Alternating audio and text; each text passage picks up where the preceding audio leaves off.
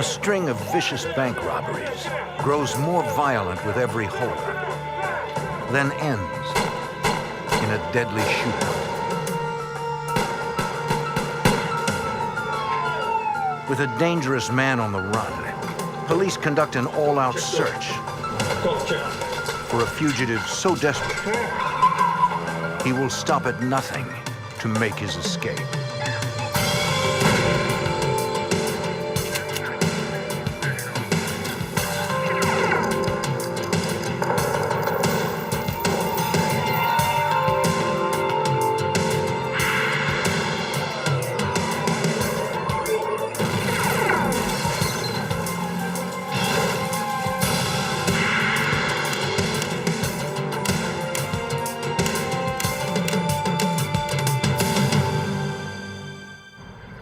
Two armed bank robbers hit a Seattle bank, taking over $150,000.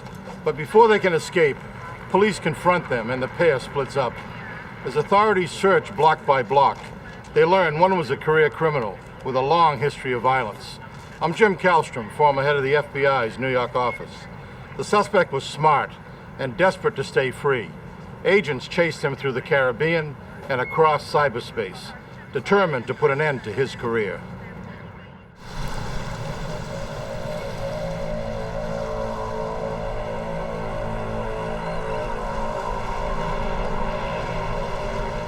One of the FBI's primary responsibilities is investigating bank robberies. And they see more of these crimes in Seattle than just about any other place in the country. The FBI office there investigates every bank robbery in the state of Washington. Special Agent Mike Adams runs Seattle's robbery division. Over the last 5 or 6 years, we've averaged 300 bank robberies a year, primarily here in the Seattle or King County area. Bank robberies are a big problem here in this area. The FBI cites a high rate of drug addiction and the fact that Washington has a relatively large number of bank branches as reasons for this. The Seattle agents see two basic types of bank heists. Most are one-on-one robberies, when someone approaches a teller with a note and a quiet demand for cash.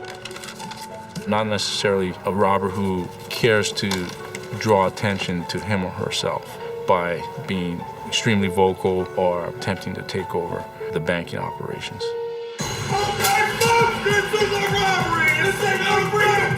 The other kind of robbery is more rare and more dangerous. The takeover. A takeover robbery is where we have one or more robbers who enter a bank and attempt to take over the banking operations through various means, either ordering people to the floor or ordering bank employees away from the teller counters. More often than not, in a takeover-style bank robbery, the bank robber or robbers are armed with firearms. So those are considered very violent as opposed to a one-on-one style bank robbery. Agents note that whenever takeover bandits get away with it, they will usually rob again, becoming bolder and more violent with each new attempt. On May 17, 2000, one particularly vicious string of takeover-style robberies begins at a downtown Seattle bank. Hurry up! All of it, all of it. I will shoot you right now, lady. I ain't playing with you. Get that. Working quickly, they disappear in minutes with thousands of dollars in cash. A week later, thieves hit another area bank, brandishing bigger guns, intensifying their assault on unsuspecting patrons and employees. 2 weeks later, robbers strike again with even more aggression. Since takeover robberies are rare, agents believe the crimes were all perpetrated by the same bandits. We did see bank robberies that did appear to be similar in nature in terms of the level of violence, in terms of large amounts of money. Certainly, a robbery of that nature is going to pique our attention because of the significant level of violence. Yet each time, the robbers escape cleanly in stolen getaway cars, leaving no eyewitnesses who can ID the men. The FBI is facing a pair of seasoned criminals who grow more aggressive with each attack. Recognizing a pattern of behavior, authorities feel these violent robbers will turn deadly. 6 days later, on the morning of June 22nd, 2000, their worst fears are realized. Two men head down Aurora Avenue, then turn into the parking lot of Wells Fargo Bank.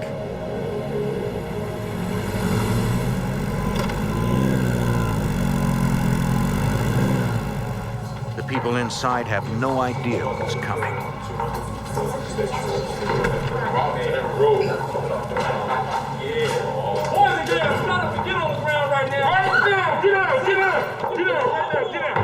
The gunmen corral the customers and employees, but they miss one. The robbers are organized. One stands guard, while the other finds a teller who can access the vault. I'm asking you, do you have the key to the vault? Don't look at me! The manager connects with police emergency. Stay on the line. All units, we've had a bank robbery at 120 in Aurora. A dispatcher puts out an urgent call about armed robbers still inside the bank. 204 received. Seattle officer Wesley Buxton responds. It was a bank robbery in progress. That's a little bit of an unusual call. We usually get bank alarms as opposed to bank robbery in progress. Buxton races to the bank. I said hurry up! Yeah. Come on, here, fill it up. Hurry up! Inside the vault, the thief takes all the cash his two backpacks can hold.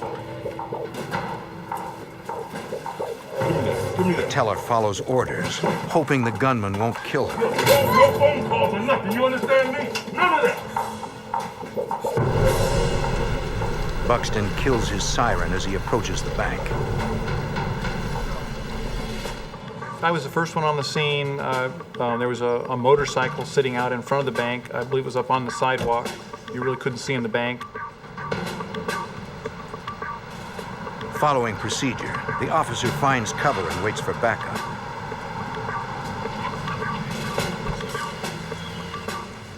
Officer Rick Sprecher arrives and gets into position. The bandits emerge, unaware of the officers. They cannot get the motorcycle started. They sat there like they were frozen for a minute in time, I guess trying to figure out why the motorcycle wouldn't start. And then they jumped off the motorcycle and they started running away from it. Then, one suspect trips.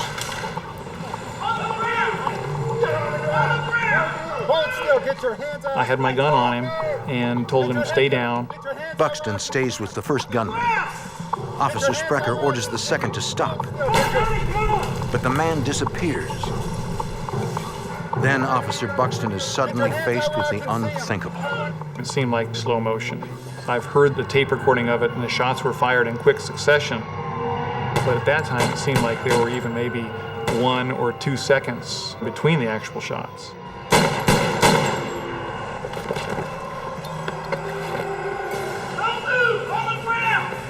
Put your weapon down! Sprecher returns fire, finally stopping the gunman. Officers contain one suspect. The other is gone. Got an officer down! Officer down! I need backup! Officer Sprecher's call brings an intense law enforcement response. Emergency medical technicians work to stabilize Officer Buxton, while Officer Sprecher quickly briefs detectives. He got shot 6 times. I muttered on him. Guys loose. The man who shot the officer is dead. Black jacket. The hunt for the escaped suspect begins immediately. One suspect at large, black helmet, black clothing. A dispatcher broadcasts a description of the fleeing gunman on all police channels. FBI agents rush to the bank. Among them, Agent Mike Adams. On my way to the bank, I did hear an officer was shot and was down. It was obviously a very violent takeover-style robbery. Adams recognizes that these initial reports are similar to the 3 earlier robberies, and that the violence has escalated even further. With one armed gunman still on the loose, authorities quickly moved to contain the situation. There were several people, bystanders, who were beginning to gather around. So Seattle police immediately took control of the scene because of the imminent danger and potential threat that still existed. The Seattle Police Department directs their homicide unit to the scene, including Detective Paul Seguro. Anytime there's officer-involved shooting where a Seattle police officer fires a weapon, we are called to investigate. All law enforcement agencies begin working together to develop a plan to find the escaped gunman. Seattle police form an emergency command post to coordinate the effort. Their assignment. Let's wrap it up right now. Take off, all right? Members of our SWAT team had already started a search of the inner perimeter area. Moving toward the general direction of the fleeing suspect, SWAT methodically searches every hiding space. They are careful, knowing that the gunman is desperate and could be anywhere. Let's go! Right behind us, let's go! Concerned for public safety, law enforcement swarms the area.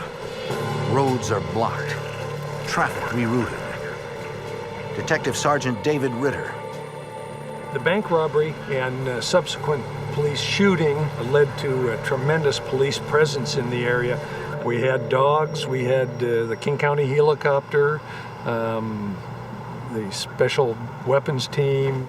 The SWAT team goes door to door, warning everyone in the business district. Businesses were shut down.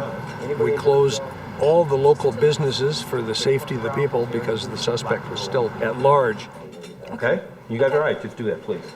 Thank you. After treating gunshot wounds in Officer Buxton's left arm and right shoulder, the emergency medical technicians take him to the hospital. Both wounds, the bullet went in and out, so it was just a matter of cleaning it up and make sure there wasn't anything that would cause any kind of infection. Special Agent Adams searches the downed bank robber for clues. I pulled out his identification, which said his name was Daniel Del Fierro. He was not someone that, known to the FBI at that time, but nonetheless, certainly a name for us to conduct further follow-up investigation. Investigators locate the .380 semi-automatic handgun used to shoot Buxton. In a belt pack, they find a .38 revolver. Agents also recover 2 backpacks full of cash. A lot of the money in there was still in shrink wrap, delivered from the Federal Reserve Bank. Later, the money found in both backpacks came up to well over $151,000. That is a lot of money, much more than is typically taken during a bank robbery. Police run the plates of the motorcycle and learn it will not help them ID the escaped suspect. The bike was stolen. FBI agents interview bank employees and customers, searching for clues that might help them locate the second gunman. But the robbers never used any names, and no one saw their faces. An evidence technician recovers a footprint left on the teller counter. But it is the only physical evidence investigators find at the scene. The heist was clean. Local police pull up the record of the dead robber, Daniel Del Fierro. He was fresh out of prison, having served time for manslaughter and assault. Police continue to hunt down Del Fierro's accomplice. Within hours of the robbery, they pick up his trail. Detectives respond to a nearby junkyard where officers have recovered evidence. We were backtracking, finding the items of evidence that were discarded. As he's running, he's getting rid of his motorcycle he had on, gloves. It's sort of like the trail that he left behind. And he continues running probably another 50 feet. And then took off his jacket. There's a high chain link fence and barbed wire on top of that. There's also a handgun, a .45 caliber semi-automatic pistol covered close to the jacket. Investigators suspect that the gunman was covering his trail by leaving behind evidence and any clothing that would later identify him. But just as the suspect's trail appears to be getting cold, it heats up again. Stir up. I'll be right there. Gotta go. Investigators head to a nearby apartment building, responding to a call made by the building's manager. Excuse me, ma'am. You don't want to call the police earlier. She had called police after finding fresh blood outside an apartment. Anything unusual? Went upstairs to my apartment and noticed the blood on the stairwell. Did you see any? We surmised that the second suspect must have cut his hand going over the fence. If it is the gunman's blood, he could still be in the building, armed and desperate. Police call for SWAT. All right, secure the perimeter. We'll get you to a safe spot. And a nearby team arrives immediately. With a dangerous and elusive gunman still on the loose, police hope they now have him cornered. Following a Seattle bank robbery in June 2000, a gun battle leaves one police officer injured and one suspect dead. A second armed suspect flees on foot and disappears. Police follow a blood trail to a nearby apartment building. Thinking the gunman might be holed up there, a SWAT team checks the place, one hallway, one apartment at a time. Third time, come on! But they find nothing. Once the building is cleared, investigators secure a sample of the blood for later testing.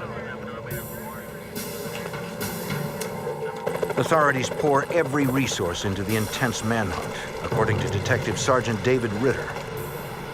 Because of the seriousness of the robbery, every available officer that we could find was involved in this hunt for the second suspect. Police are cautious, knowing from experience that someone willing to shoot a cop is far more dangerous than the average criminal. FBI agents approach residents, asking them what they've seen and warning them about the fugitive. The suspect was obviously very dangerous, and the people in the immediate area were afraid. Tactical officers continue to check buildings, alleys, any place the suspect could hide. Clear, clear, let's go, next one. They instruct every business in a 15-block area to shut down and lock up. Okay, all right, thanks. In no time, authorities seal off one of Seattle's busiest shopping districts, bringing the entire area to a standstill. Investigators have identified the suspect killed during the shootout as Danny Del Fiero. He is the investigators' best lead for locating the second robber. King County Deputy Prosecutor Steve Fogg. So we got an immediate warrant for his residence, his car, to try to locate whatever information we could about him, and through that, who he might have done the crime with. At Del Fiero's home, investigators meet a woman who had lived with him. She says she knows nothing about the robbery, but helps them compile a list of her housemates' associates. We're trying to solve a crime here. Man, listen, I understand you're uptight about it. Investigators then search Del Fiero's home, but find nothing that can help them identify the escaped suspect. Across town, officers respond to a call from a man who claims he was the target of an attempted carjacking. It is just north of the building where the blood was found. I was leaving for work, and The driver explains that minutes earlier, he was leaving his apartment complex. of a sudden he saw this guy jump out in front of him and slam both of his hands down on the hood and force him to stop. The guy said, "Hey, I've been in a fight and I need you to help me. Can you give me a ride?" Look, I need your car. Just come The on. man became more aggressive. He put his hand into the car, tried to grab the keys, and tried to take the car himself. When it became apparent that that was not going to work, he became quite vicious, within, a matter of seconds. The owner of the car was able to fight him off, push him out the door, and then just jet off as fast as he could. He reported what had happened to a police officer. Yeah, the guy was like, Police are convinced the carjacker is the robber they're pursuing. The victim gives them a detailed description of his assailant and the direction he was going. He was moving to the north, so that moved the search in that direction. We got the description out immediately, and the media was helpful, and they got it out to the public as fast as we had it. For 3 hours, investigators find no sign of the fugitive until a 911 operator gets a call. My wife and I, we've been mugged. A man reports that he and his wife had been held hostage that afternoon. The intruder had fled, but they think he was the bank robber they heard about on the news. Yes, the one that robbed the bank. Investigators race to a residence north of the carjacking attempt. The couple explains what happened. 3 hours earlier, the woman was leaving her house when she saw a man in her truck. He was calm and told her he'd been in a fight and needed her help. She didn't fall for it. At this point, the police and the media were sort of circling the area, and she pointed up to the helicopters and said, "No, I think actually they're looking for you." And again, the personality changed just like that. The woman is not somebody who's just going to kind of roll over for this guy. She tried to fight back. He grabbed a knife, let her know that he was capable of using it.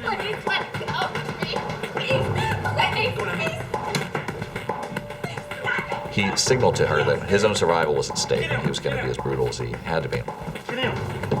Where's the tape? Tell me right now, where's the tape? Do you have any rope? Don't move. As he searched for something with which to tie her up, her husband came home. Honey! Honey! Where are you? Hey! I'm home. Honey, what's going on? The husband then tried to intervene on behalf of his wife, and this guy punched him. Stop moving. Stop moving. Give me your hands. Give me your hands. At this point, they were just doing what they needed to do to survive, and so they said, I think they felt like if they were tied up, at least they wouldn't be shot or anything like that. The couple could hear the assailant making calls on his cell phone in another room. 2434 Campbell Road. Knock on the window, okay? Then he calmly got a beer from the refrigerator and began watching accounts of his own robbery on television. He seemed transfixed by live images of the extensive manhunt. About 2.5, 3 hours after they were tied up, there was a knock on the window, and he sort of ran out the door, and that was the last they ever saw of him. By the time police respond, it's clear the suspect has slipped through their dragnet. Once we interviewed the people in the house, then it was pretty obvious that he had gotten away. The intensive search ended when it was obvious that he had fled the scene and he had had some help from somebody else, probably a car. So the actual physical search of the area was pretty much stopped at that time. Investigators processed the entire house, collecting fingerprints and blood samples.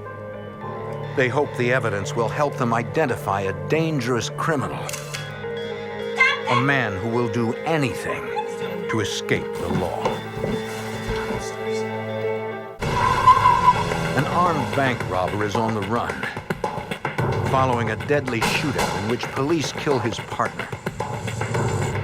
During his flight, the fugitive assaults a couple, then holds them hostage in their Seattle home, while he waits for a getaway driver to help him escape. FBI Special Agent Gary Shaneline knows this fugitive is especially dangerous. The nature of the act itself of bank robbery is very violent, but in trying to effect an escape, his partner and he were involved in the shooting of a police officer and also the taking hostage of innocent citizens. So the stakes in this particular case were definitely higher.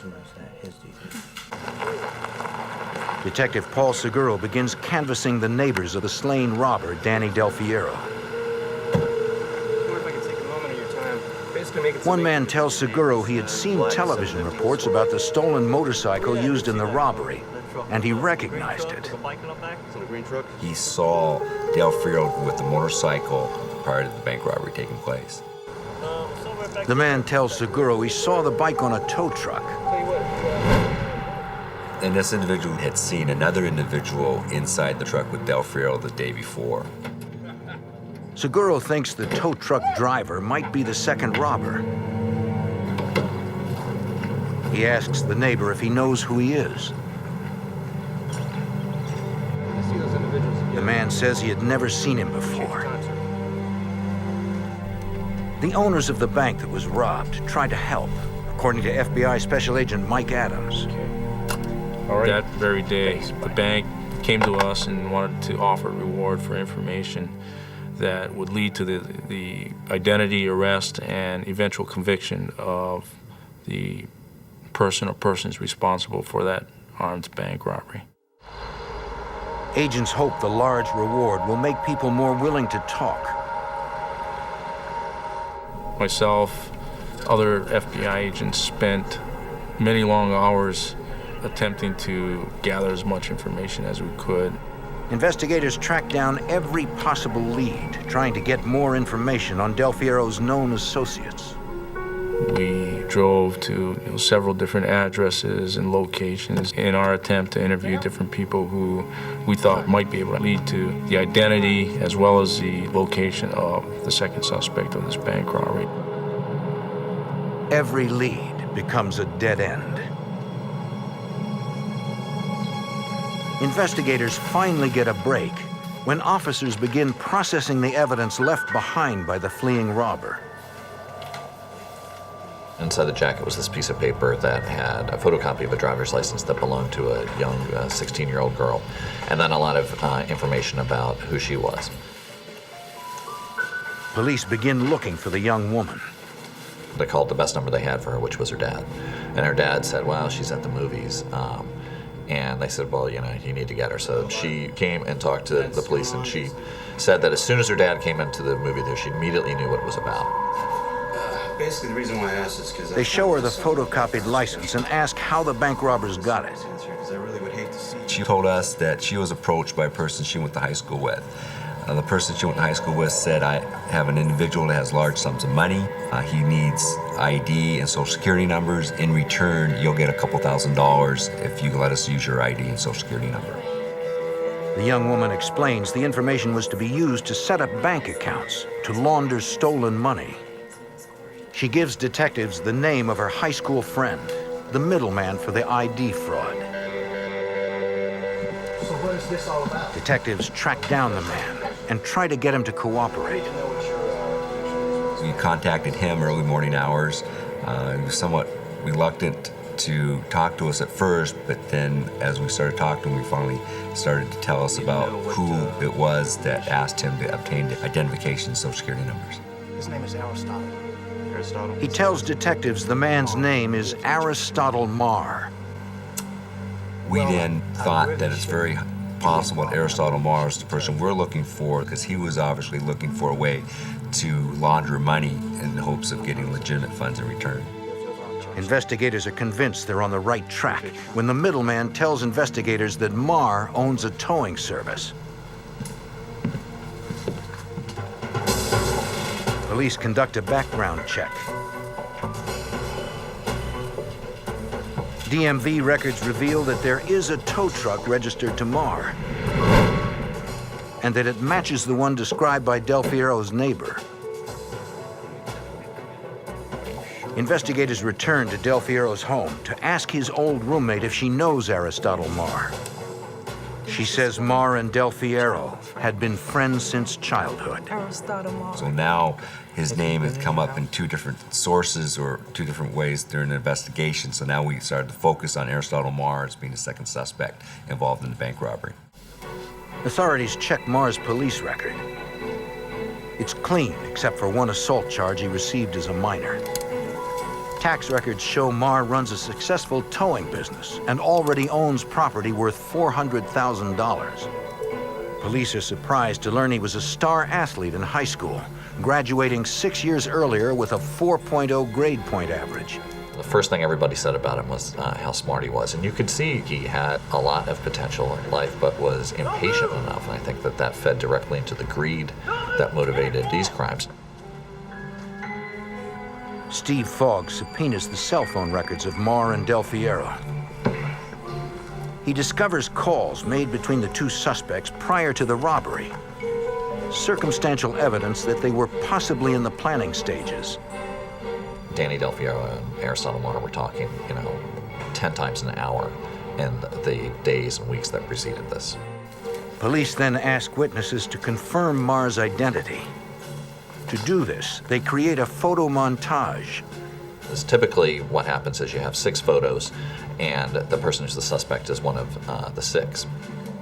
Here, the police put together a 12-person montage. They really went the extra mile just to make absolutely certain that we had the right guy. Authorities show the photo montage to the woman who was assaulted and held hostage in her home. And she didn't have any hesitation at all. She picked out Mr. Marr immediately. Later, her husband and the carjacking victim would also pick out Marr as their attacker. So with that, taken together with all the circumstantial evidence, we were quite confident that Aristotle Marr was the guy we were looking for. Let's go. Authorities secure an arrest warrant for Marr and a search warrant for his home. Knowing Marr's volatile tendencies, police prepare for what could be a violent confrontation. On June 22, 2000, a pair of alleged serial bank robbers hit another Seattle bank. During a shootout with police, one bandit is killed, and the other escapes. The dead robber is Daniel Del Fierro. Authorities believe the fugitive is Aristotle Marr. Fearing a violent confrontation, police prepare to serve arrest and search warrants with the help of a tactical unit. With the team are homicide detectives Paul Seguro and David Ritter. When we went to the residence, we had members of the SWAT team, multiple Seattle police units to assist us in securing the premise. Room by room, SWAT searches the house.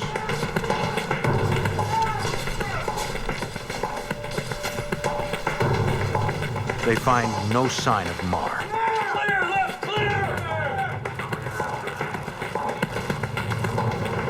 Homicide detective Paul Seguro. Once the home is secured, myself and the rest of the homicide unit went in and started searching through the home. Something real quick. They look for any evidence that can tie Marr to the robbery or provide a clue to his whereabouts. In a hidden storage area, they find remnants of an arsenal. Look at that. There it is. Look at that. Detectives recover empty containers for various types of handguns. I can reach for that second. Although they do find a few weapons, most of the guns are gone. There was different types of ammunition for long guns, shotguns. There was ammunition for handguns. Detectives begin looking at the bullets more closely and uncover an important piece of evidence. We found ammunition that matched ammunition that we found at the scene of the bank robbery. Authorities also discover another lead. Documents that show frequent travel to and from Jamaica by Marr and several associates. Also, there was small photographs and templates for the making of what appeared to be false identification. Some paraphernalia here. Investigators suspect that Marr may have plans to flee the country under a false name. During the search at Marr's home, authorities discover a second house on the property. Excuse me, Bob. We need that house cleared over there. Agents immediately file a search warrant for the place and set up surveillance while they wait for the warrant to be processed. For a week, authorities watch people come and go, but see no sign of the robbery suspect. When a judge finally issues the warrant, SWAT goes in.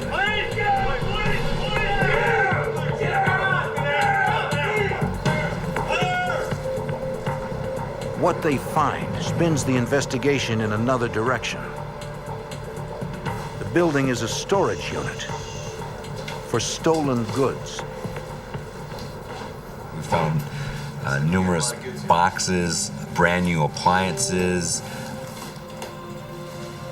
riding lawnmowers that were brand new, refrigerators, numerous cellular phones, and just all kinds of items that were still intact, brand new, still in the box. Investigators find packing lists still attached to the items, indicating they came from local home improvement stores. It was obvious to us that Aristotle Marr was involved in a bigger criminal enterprise than just bank robberies.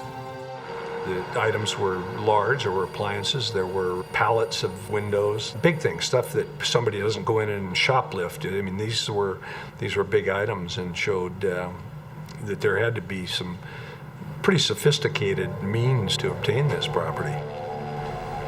It was obvious that we needed help from our burglary and theft people. They coordinated the recovery of the property. The Burglary and Theft Division work with representatives from the local stores to identify more than $100,000 worth of stolen goods. Representatives provided a big, large movie van, and all the items that were identified as being stolen or suspicious were then loaded in the back of the movie van and taken off property. Investigators suspect that Marr must have had help obtaining and selling the items. We believe a lot of the stolen property was sent to Jamaica. There just was some indication, some receipts, shipping receipts, etc., that showed a large amount of household goods going to Jamaica. Authorities intensify their search for the alleged crime ringleader, Aristotle Marr. The Seattle FBI's Fugitive Task Force takes the lead. Special Agent Gary Shainline. Well, we started with the fundamentals by contacting his family and associates in the hopes of finding that person that could give us the information that would lead to a safe and swift apprehension. But every person agents interview claims no knowledge of Marr's whereabouts. Within weeks, the search for Marr begins to take its toll on the fugitive. In an unexpected, bold move, a group of Marr supporters, including his lawyer, holds a press conference proclaiming his innocence. They charge police have falsely accused him because of his association with Daniel Del Fierro. Agents speak with lawyers about arranging surrender, but instead hear a preposterous claim. We tried to have him turn himself in a safe manner, in a controlled environment. And they said that he was, afraid that he was going to be, killed by the local police. Marr remains a fugitive. The FBI takes a new approach. They seek the help of a national television crime show, advertising a $25,000 reward for information leading to Marr's arrest. The tips pour in. One caller claims he's been in contact with Marr through a popular web-based instant messaging system. Agents subpoena the internet provider for details on the instant messaging account and receive transcripts of the online conversations. Through the content of the dialogue on the instant messaging communication, it was logical to believe that one of the participants was Aristotle Marr. The company provides agents with the address of the computer used. We approached it with the belief that it was possible that Marr could be there at that time. Armed with a search warrant, they confront a man who they recognize as a known associate of Marr. Sure? He says Marr isn't there. No? Agents conduct a thorough search for any evidence that could prove the fugitive had been in the apartment, but they find nothing. Agents confiscate the computer in question. They eventually determined that Marr had probably never used the computer, that it had been the associate pretending to be Marr on the instant messaging system. You ready? The investigators' latest lead is a dead end. That search really didn't glean any further information regarding Aristotle's whereabouts. The FBI continues surveillance at the houses of family and friends, but soon realize Marr may never return. You know, unlike your garden variety bank robber, Aristotle Marr did have some financial means. He had owned property at a rental house, and I'm sure that those assets and those means, helped him in his fugitive status. An informant calls the FBI with a tip that appears to support what agents already fear. A confidential source indicated that he had fled under an alias, that he had not just crossed the state line, but actually had fled the country, and that he had fled to Jamaica. If Marr has indeed left the country under another name, he might be impossible to find. The FBI is now facing their toughest obstacle in a case that appears impossible to crack. The FBI continues to hunt for bank robbery suspect Aristotle Marr. They believe he fled to Jamaica under an assumed name. But the FBI cannot simply go after him, according to Special Agent Gary Shainline.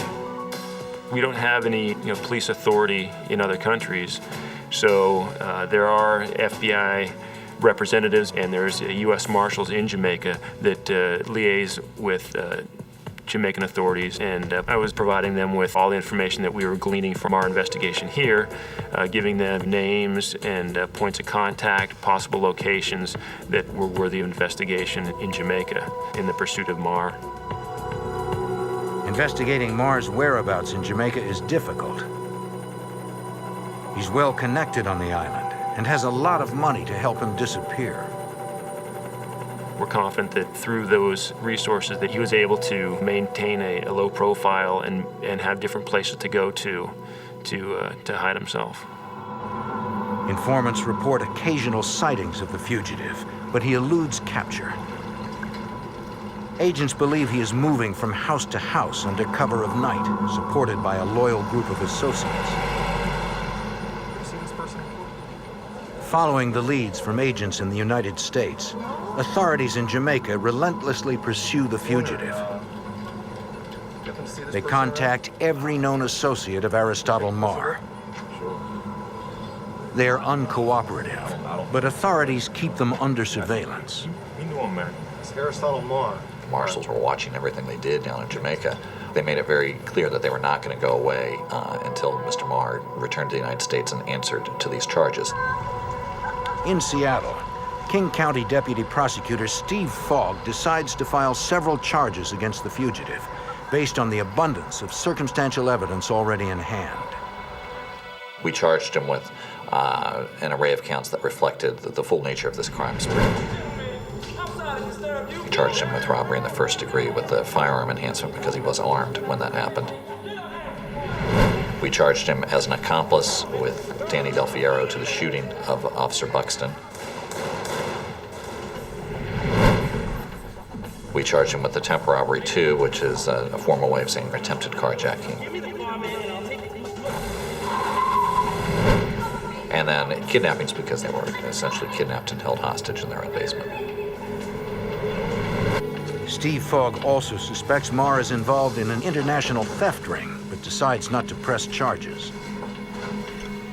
Mr. Marr was already looking at so much time that the amount of additional time that would be added by this theft ring would be negligible. I mean, you're talking about a year or two on a guy who's looking at, 30, 40, 50 years in prison. So we did not charge Mr. Marr for that. Authorities intensify their search for Marr. Seattle homicide detective David Ritter. We kept the pressure up. Give me a break. I mean, they felt our presence. They made several complaints that we were harassing them, but we weren't. We were conducting an investigation of a very violent crime, and we wanted to solve it. We wanted him in custody. It got the whole situation probably too hot for him. He wasn't having much fun anymore. After 7 months, the constant pressure pays off. On February 7th, 2001, Aristotle Marr shocks police, walking into the King County Jail with his lawyer. Go up to the counter, put your hands where I can see them. Seattle Police Detective Paul Seguro had chased Marr from the beginning. Sergeant Christopher, this is Tebow down at the watch desk. Aristotle Marr just turned himself in. I was surprised that Arson had actually took it upon himself to turn himself in. We tried to talk to Arson Marr, interview him about the robberies, where he'd been. He did not wish to talk about any aspects of the investigation at all. Authorities believe he has come back to take the pressure off his associates, and because he is sure the charges will never stick. He was quite confident, in fact, probably cocky, that this would be a case that he could beat in court. He could come back, beat this case, and kill two birds with one stone. At his arraignment, Marr pleads not guilty to all charges. One advantage that Mr. Marr had by fleeing was he could sit back and watch our case develop, and I had no doubt that he'd have an explanation for all the evidence, and we would have a real fight on our hands at trial. Marr's defense team knows that lab examiners have found his fingerprints on items dropped outside the bank, including the motorcycle helmet and a pair of gloves. They explain the prints by claiming Marr lent the items to Daniel Del Fierro, the suspect killed in the shootout. What Mr. Marr didn't know about, but we of course knew about, was this blood trail that had been left. I knew that the next step was to get an immediate sample of his blood, and I knew that that would definitely be the silver bullet if we were able to develop DNA information from the blood trail that was left. A judge orders Marr to submit the samples, which DNA experts compare to blood found at the apartment complex and inside the kidnapped couple's house and truck. The examiner reports a match. At that point, any concern we had about the outcome of that case definitely lifted, because it was clear that, taken together with all the other evidence that we already had, that this was a rock-solid case. Marr decides not to risk a jury trial and changes his plea to guilty. He is sentenced to 23 years in prison with no chance of parole. Seattle police officer Wesley Buxton, shot during his confrontation with Marr and Del Fierro, is relieved that Marr finally got what he deserved. I'm probably your typical police officer that feels that criminals should get much more than they actually get as far as the demands of justice. But I was fairly satisfied with the sentence. Special Agent Mike Adams. Given the high number of bank robberies we have every year, on average, well over 300 bank robberies here in the state of Washington, it's a good feeling when we can bring about, or at least help bring about, a successful conclusion to such a high-profile bank robbery investigation. In the end, it was the combined efforts of the Seattle Police Department and the FBI that finally put Aristotle Marr out of business.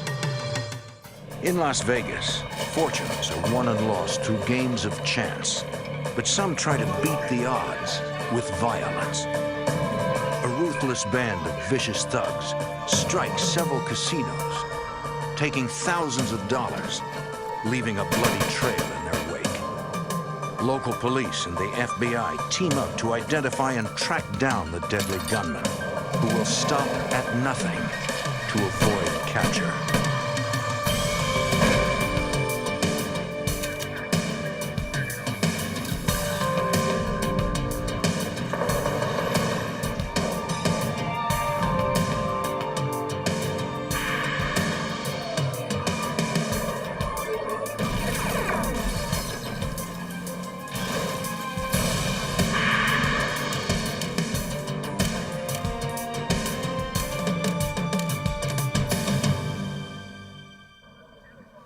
kind of story that Hollywood films are made of. Brazen armed robberies of Las Vegas casinos. But this was no movie. I'm Jim Kallstrom, former head of the FBI's New York office. They were a gang of criminal masterminds. They carried automatic weapons and were not afraid to use them. With each and every new heist, they became bolder and more deadly, until the FBI stepped in, determined to end their violent rampage.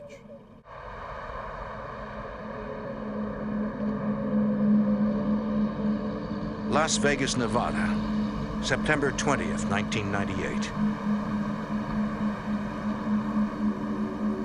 It is shortly before noon at the MGM Grand Hotel and Casino.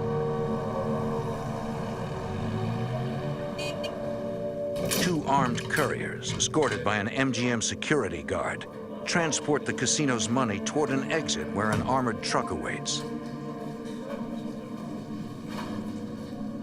Suddenly, two gunmen confront them. One grabs the courier's guns, then snatches 3 money pouches containing nearly $350,000 in cash. Then the men flee through a side exit.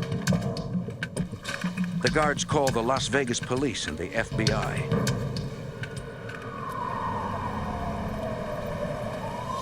Detectives and agents respond to the casino and interview the guards, who give investigators a rough description of their assailants. Any kind of logo on the jacket? Not that I saw. Okay.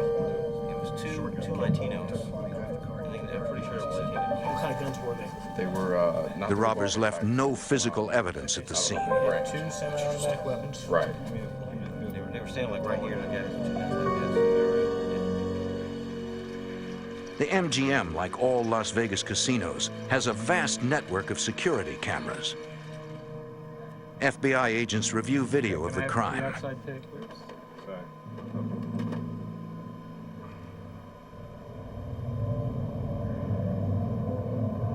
Special Agent Henry Schlump observes the way the lead gunman brandished his weapons, which suggests he could be a dangerous individual. Seeing a subject commit a robbery with a gun in each hand is not typical. That would be a rare occurrence, and I think it would portend the violence that the subject was capable of. We got two-fisted gunslinger. Okay, can you give me the outside tape?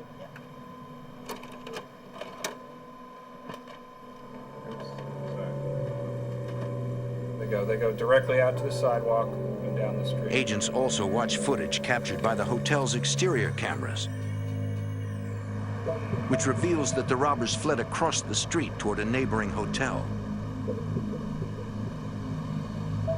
Investigators go to the Hotel San Remo and review surveillance video from their exterior cameras. They see the robbers get into a pickup truck driven by a third man. Stop. But the video cannot provide a viable lead, according to FBI Special Agent Castle Nishimoto. The quality of the film wasn't as such that we could make out exactly the numbers on the plates. We had a few partials on the numbers, but we couldn't see the whole plate. We could only read the first 3 numbers, but we couldn't get the 3 alphabet letters after that.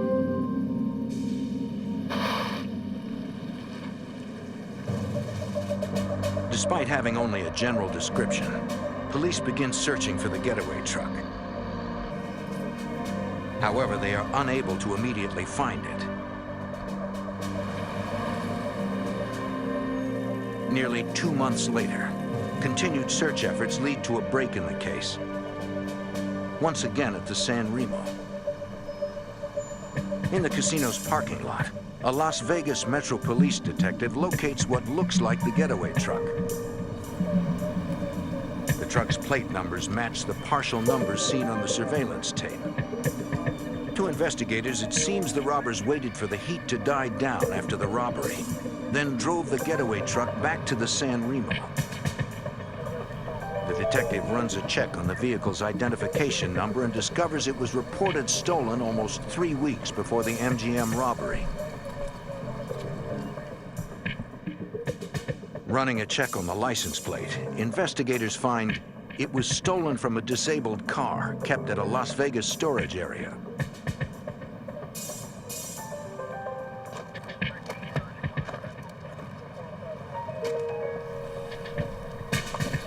Can I help you? Yes, sir. Investigator Fleetwood, we're looking into some thefts that occurred. The manager of the facility tells the Las Vegas Metro Police detective he knows nothing about the theft. He suggests he speak to the watchman who lives at the storage area, Jose Vigoa. There he is, right there. The manager points out Vigoa in the distance. The detective asks the manager to have the watchman contact him, but Vigoa never calls. Months pass, and the investigation runs out of leads. June 28, 1999, 9 months after the MGM robbery. At the Desert Inn Casino, an armored van is making its rounds collecting cash.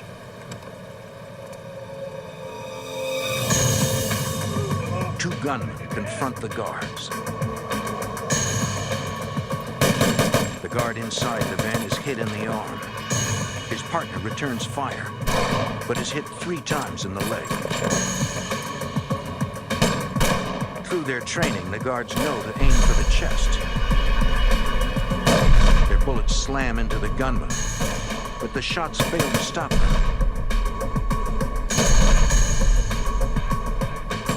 They must be wearing body armor. The guard on the ground manages to get to the safety of the armored vehicle.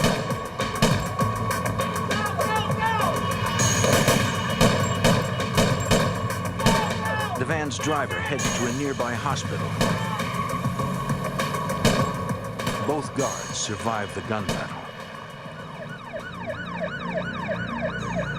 Within minutes, Las Vegas police and the FBI converge at the Desert Inn.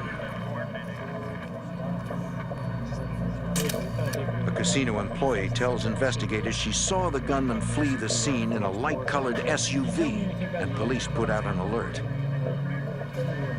FBI Special Agent Richard Beasley studies the crime scene. My initial impression was that it was a very bold attempt to take an armored car. These guys weren't afraid to use the firepower that they had with them. There was a number of brass casings in one area and a number of brass casings in the other area where the armored car guards had shot their rounds. Agents believe that the gunmen who committed this attack were not the same ones who held up the MGM. The MO was not the same. In the investigators' experience, criminals rarely change their MO if it has worked in the past. FBI Special Agent Brett Shields. They were successful at MGM indoors, waiting for the guards indoor. The Desert Inn is outdoors, like they're trying to get the whole truck.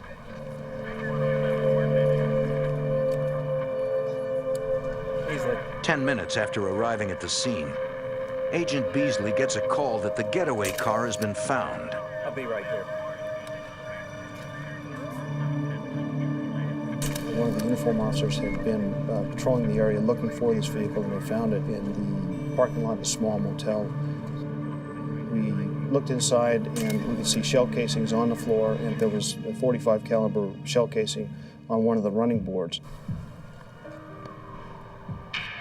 Investigators also find an empty water bottle inside the vehicle. It is preserved in the hopes of recovering DNA evidence from it. Nearby, agents interview a man who says he saw the men who were driving the SUV.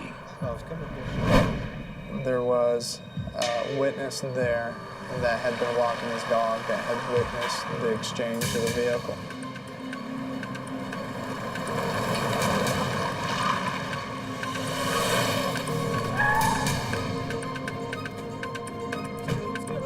One robber goes to the back of a pickup truck, simply throw a bag in the back, made a loud noise, what we think is the guns. The other two jump into the front of this pickup truck. Let's go, man. Let's go. What's the matter? The key. The key doesn't work, man. Let's go. Go back.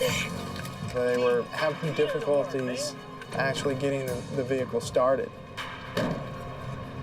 The witness then saw the two men frantically working on the steering column. What do you mean the key doesn't work? Working. What do you mean? Figure it out. Come on, hotwire something. He didn't know whether they were messing with it to hotwire it or what. Finally, the pickup roared to life and the men took off.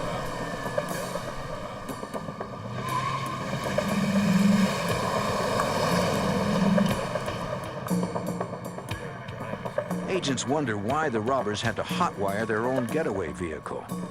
Presumably, they had placed the truck there ahead of time. So why didn't they have the keys?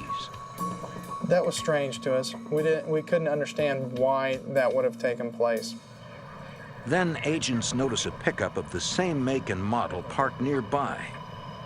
We thought maybe because there were two vehicles that were very similar, parked close together, they had jumped into the other vehicle, and of course their keys don't work, so they had to hotwire it. Agent Slump and I go back to the rear of this second pickup truck, and we notice that there's a license plate rubber banded over another license plate.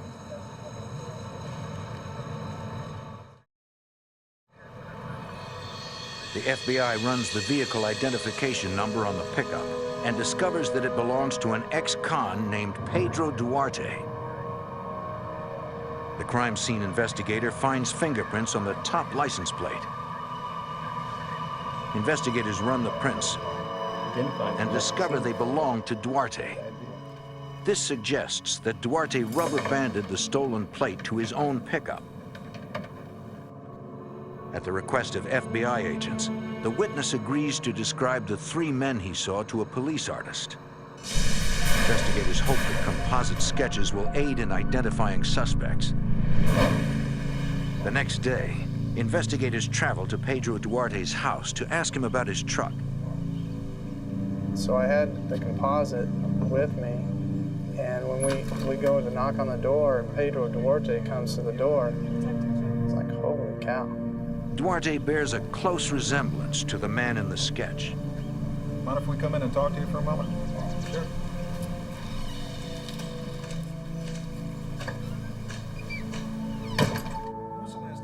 When asked about his truck, Duarte insists that it was stolen. Police records show that it was in fact reported stolen, but that was hours after the attempted robbery at the Desert Inn.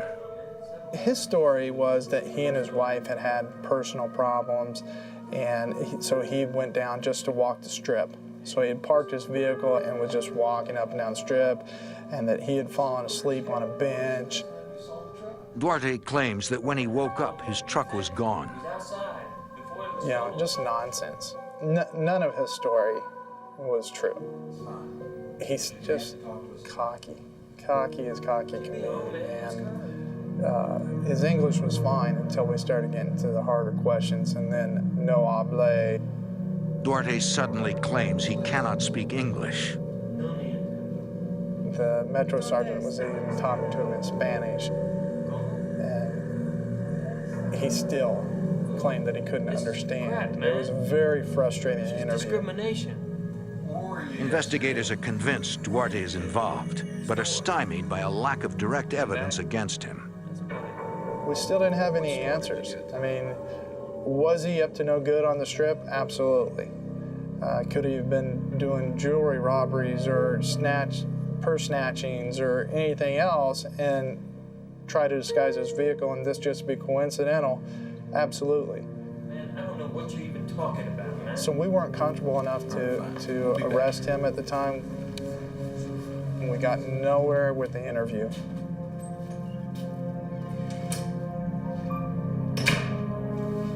Hoping to get a positive identification on Duarte, Agent Shields shows a photo lineup to the only witness who has seen the faces of the Desert Inn robbers. I can't tell. And our witness did not pick him out of a photo lineup. So we had to go back to other means, trying to identify his associates, his money trail. Just kind of a full blitz on Duarte at that point.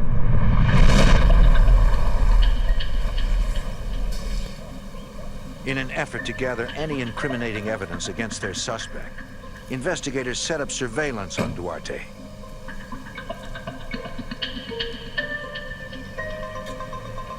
But after weeks of watching, they come up with nothing. The Mandalay Bay Casino, October 11th, 1999, 4 months after the attempted robbery at the Desert Inn. 2 armed couriers pick up $88,000 and transport it to their armored truck. Suddenly, 2 gunmen ambush them.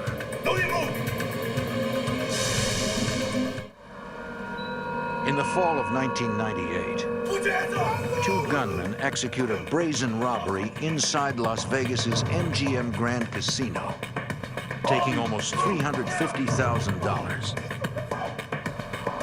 Now, a year later, couriers collecting money at the Mandalay Bay Casino are under attack.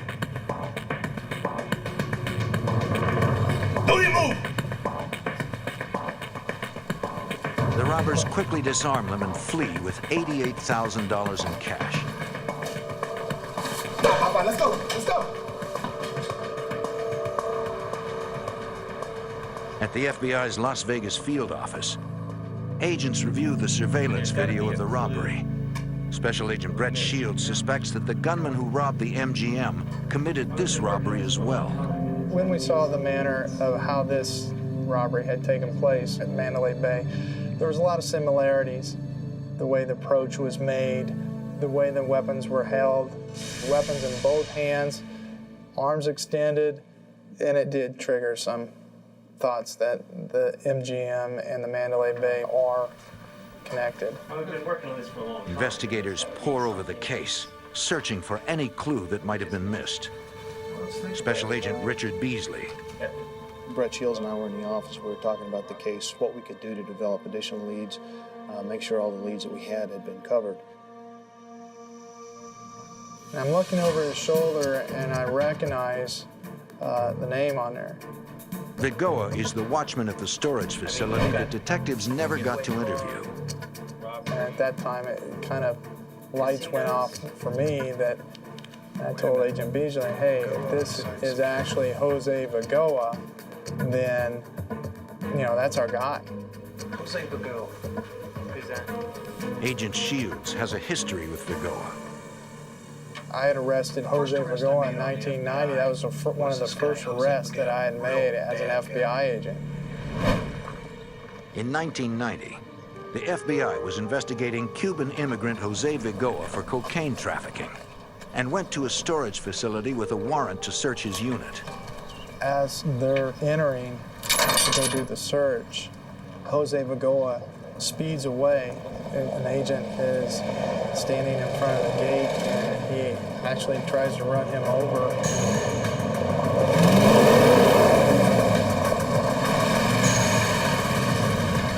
That's his personality, you know, that's just the type of person that he is, that he's not going to be taken by the police without a fight, and no respect for life or anybody but himself.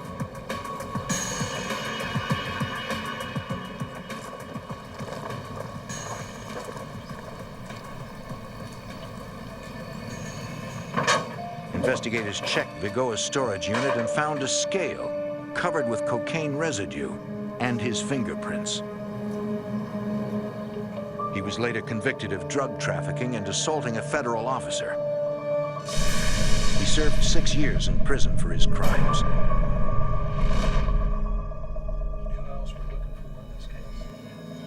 Shields remembers that Pedro Duarte was questioned in connection to the recent Desert Inn shootings. Duarte is Jose Vigoa's brother-in-law. To investigators, it now seems that the 2 robberies inside the casinos are connected to the attack outside the Desert Inn.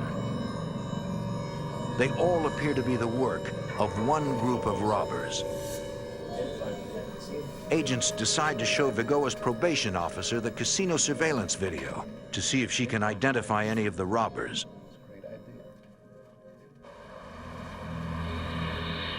The next day at the FBI office, Vigoa's probation officer watches surveillance tapes of both the MGM and Mandalay Bay robberies. She says one of the gunmen resembles Vigoa, but can't make a positive ID. Disappointed but undeterred, agents put Vigoa under surveillance.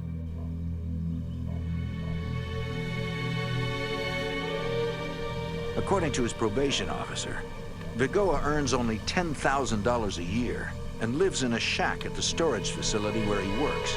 But Agent Beasley discovers that Vigoa actually lives in a middle-class house. We did financial background checks, and the house was in fact purchased just a few weeks after the MGM robbery. It was interesting to us because about $19,000 in cash had been put down on this house. The house was not purchased in Vigoa's name. It was purchased in the name of a person named Oscar Cisneros. Agents suspect Vigoa is using Cisneros as a financial front to hide his purchases. We knew after talking to Vigoa's probation officer that Vigoa was supposed to be working a labor-type job. He wasn't supposed to have much money. So if assets started showing up in Vigoa's name, that would certainly raise suspicion to his probation officer. Vigoa's finances are questionable, but they are not an indication of guilt. We didn't have any eyewitness identification of him in these robberies, and just because somebody's spending a large amount of cash doesn't necessarily mean that they were involved in a robbery. Vigoa was a convicted drug dealer. We didn't know if he was back in the drug trade, which would account for him having a large amount of cash. The results of the financial background check are not enough to move the investigation forward. We didn't have probable cause yet for any kind of warrant to go search Vigoa's house or his property or his vehicles. It just wasn't there yet. Even if we had even the minimal for a search warrant, we may not be ready to actually do it yet. We want to develop additional so we have enough to make the arrest and get a conviction, not just get enough for a search warrant for the house.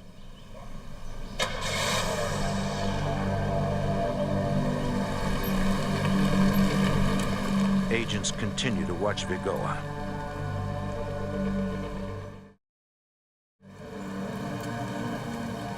Five months later, on March 3rd, 2000, in the neighboring suburb of Henderson, local police and the FBI respond to a report of an assault on an armored vehicle in front of the Ross Dress for Less department store. Two guards are dead. When you looked up, you see the perpetrators. When we arrived, there was police tape up. There was cars all over the place. Witnesses were scattered, and there was the body of one of the security officers in the parking lot next to the truck. It was not a good scene. Investigators worked to determine the series of events that led to the two deaths. We started interviewing people in the parking lot, people in the surrounding businesses. A lot of people had heard the shots. Some people had seen the shots. Some people had seen the vehicle driving away. Everybody had a small piece to the puzzle that we were trying to put together.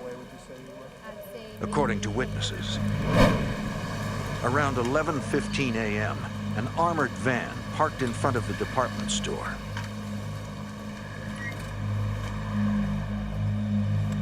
One guard went inside to pick up the store's deposit, passing between two minivans which witnesses reported seeing parked there since early that morning. When the guard returned with the money, the gunman pounced. The courier drew his weapon and fired, hitting one gunman in the knee. But another gunman opened fire with an assault rifle. The guard died almost instantly. The gunman's fury was then leveled on the van's driver.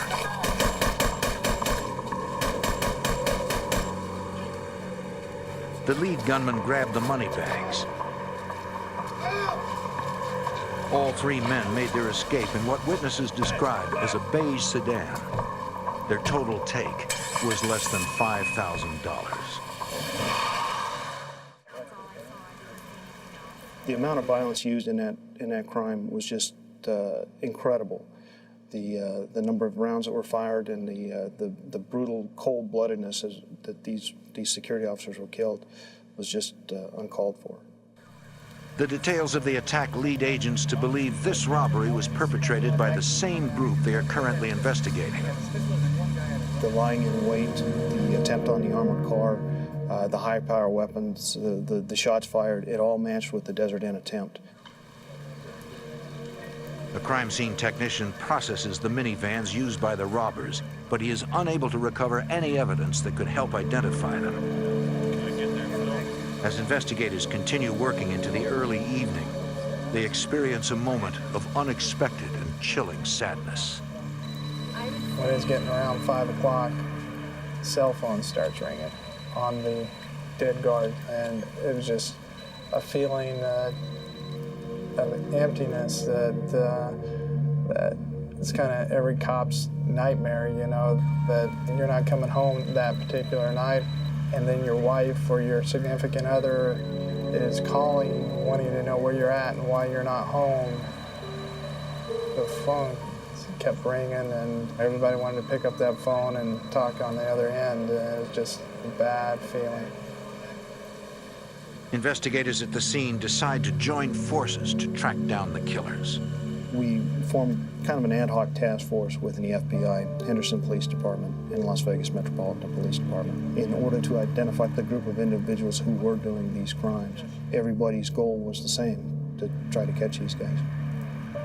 But without any evidence implicating their suspects, they will need to move quickly if they are to capture them before they strike again. In Henderson, Nevada, a group of heavily armed robbers continue their violent rampage with an assault on an armored van, killing 2 guards in a hail of gunfire.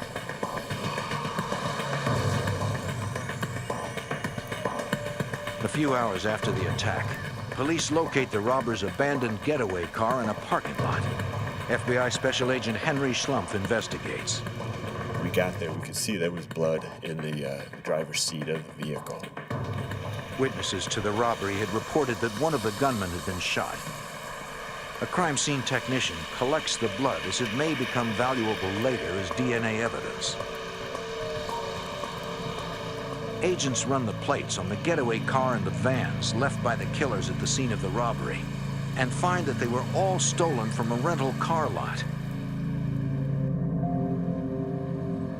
The task force is unable to definitively identify suspects in the robbery, but they are confident it is connected to a string of similar heists over the past 18 months. Those crimes have been tied circumstantially to ex-cons Jose Vigoa and Pedro Duarte, Vigoa's brother-in-law.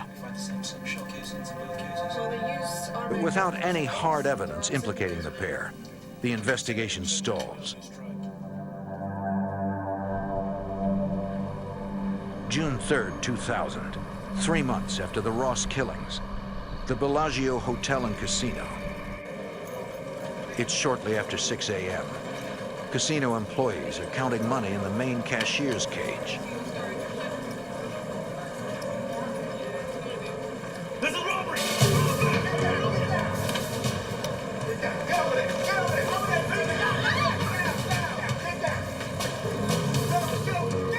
Gunmen force frightened employees into a corner and then clean out the money drawers. Don't move!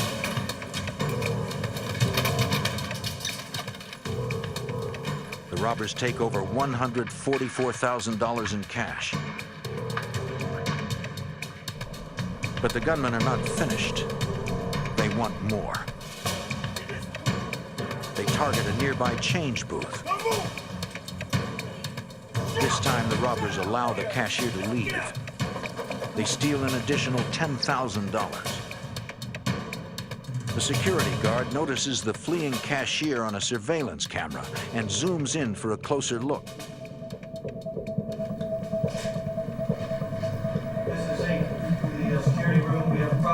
The guard alerts outside security as he watches the robbers flee the building through an emergency exit. There they are.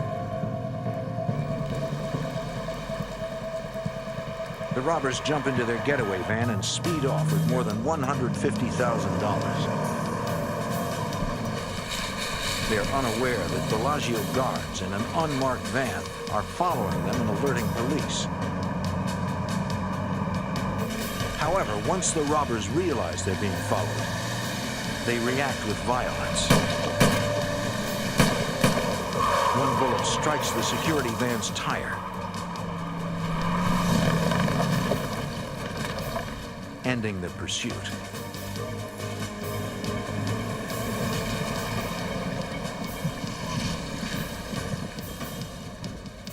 Fortunately, none of the guards are injured.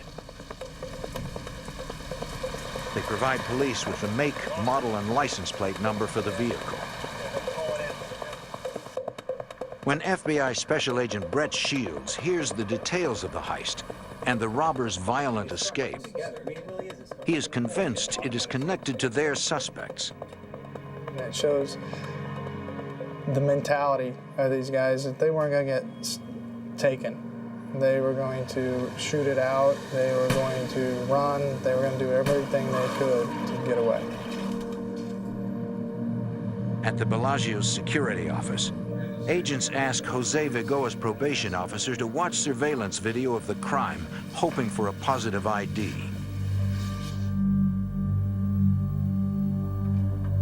We showed the video, and she said, yes, that was Jose Vigoa doing that robbery. Sure. I'd swear to it. This is the break agents need to bring in Vigoa. They obtain an arrest warrant, but they worry that this ruthless killer will not be taken down without a fight. In Las Vegas, the FBI has finally identified ex-con Jose Vigoa as the suspected leader of a violent band of robbers who has already killed 2 people.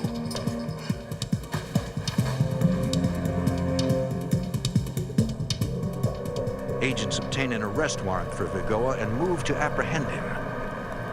FBI Special Agent Brett Shields. They had a vehicle in front. The Metro SWAT team was going to pull up, exit the vehicle, and take him down at gunpoint. The SWAT officers got out and aimed their weapons at him.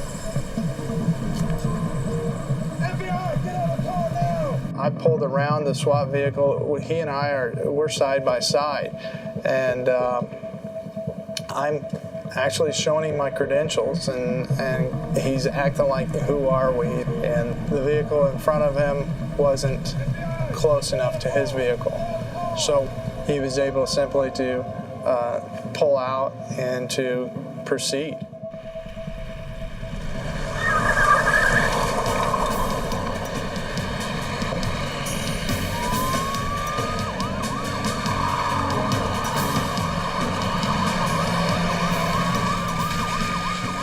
Chase is extremely dangerous, reaching speeds in excess of 100 miles per hour.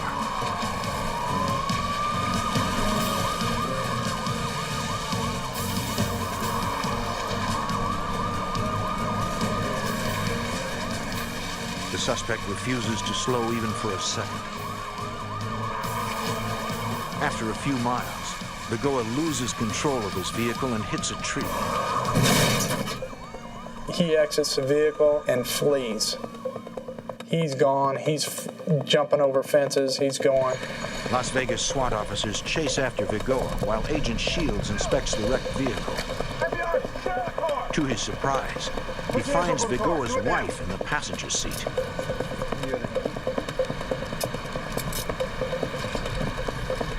She's taken into custody, but is later released when investigators determined she was not involved in her husband's crimes.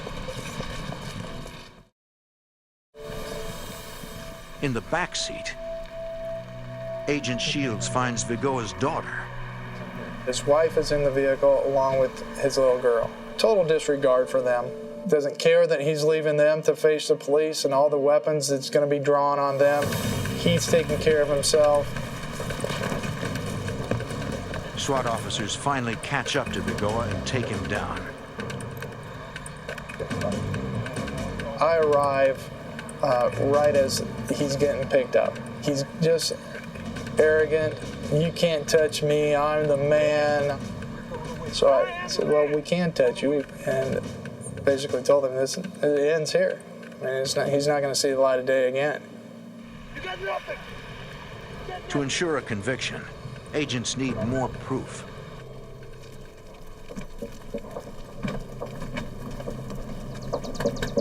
Police, open up! It's the police, open the door! Armed with a search warrant, they enter Vigoa's house and find nearly $100,000 in cash, but no evidence directly connecting him to any of the robberies.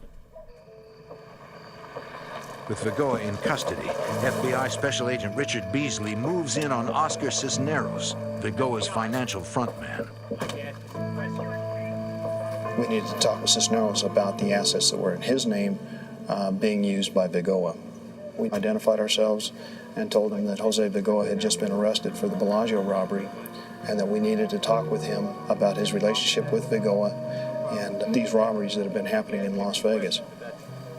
I told him that we also wanted to search his house, and Oscar said, that's fine, I'll talk with you and you can search my house. Good, thanks. So right there on the hood of my car, he executed a consent to search form, which gave us his permission to search his house. Yeah, you can go ahead and come on in.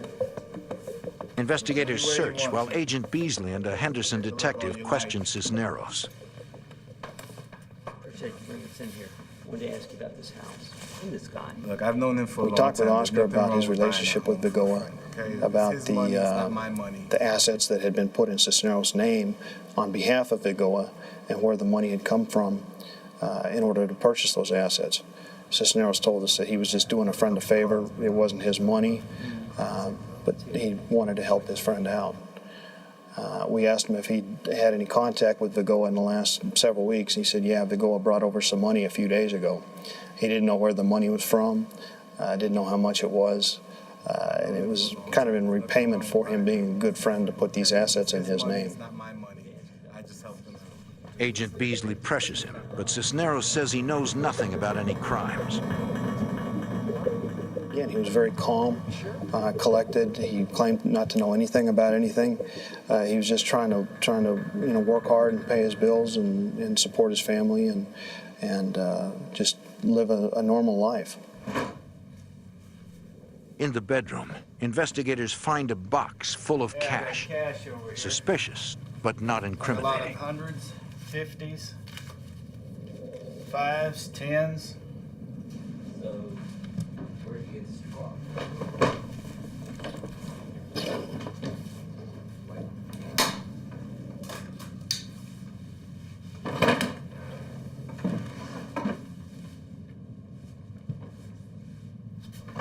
After searching for an hour with no results, an investigator on a hunch decides to search for any hidden compartments.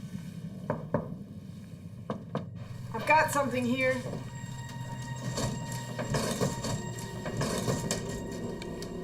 And uncovers a motherlode of evidence.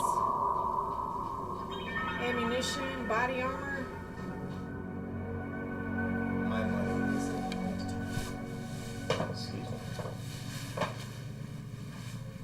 Agent Beasley talks with the searchers.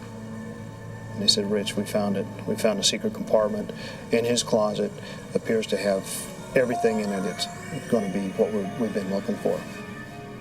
The agent needs to know if the items in the closet were used in the robberies. So I immediately went back where Oscar was sitting. I said, Oscar, we found it. We found your closet. What's going to be in there? He kind of sighed. He looked down. He said, the guns, everything. So at that point, I knew that he was going to be more of a player than what I thought he possibly could have been. The agent asks him about a scar on his knee. So tell me. And I could see the inside of his right knee, and there was like a puncture wound. I got shot. Shot? Where? At Ross. We were just ecstatic. We identified one of the people who had been shot at the Ross, and we were well on our way to solving that killing. All right. How much time am I looking at? He started asking us what kind of penalty he was looking at, what kind of prison time. And we were very honest with him. We told him, you know, we couldn't tell exactly for sure what he was looking at, but it could very well be the death penalty because of the murders with the aggravated robbery. And he continued to ask us more about the potential penalties. Why do you need the death penalty? I could always put in a good word for you. But I mean, you know, you're going to have to help us out here. All right, look. Eventually he confessed to the Ross killings, the Desert Inn attempted armored car robbery, the MGM robbery, the Mandalay Bay robbery, the Bellagio robbery. Okay, the lead guy is Jose Vigoa. And that's the lead guy. Based on Oscar's confession, we learned that Vigoa was the ringleader. He was the one who was organizing everything, deciding which hits to do. His brother-in-law, Pedro Duarte, had been involved in the robberies until the Desert Inn. After that, they brought in another individual, Luis Suarez, and he had taken part in the Ross killing as well. I think Cisneros eventually confessed to us because he truly had remorse about what had happened, not so much with the robberies, but with the killing of the armored car guards. As Cisneros continues to confess, investigators process the evidence in the bedroom. They were taking each piece out, cataloging it, making sure that nothing was disturbed as far as fingerprints or DNA type evidence.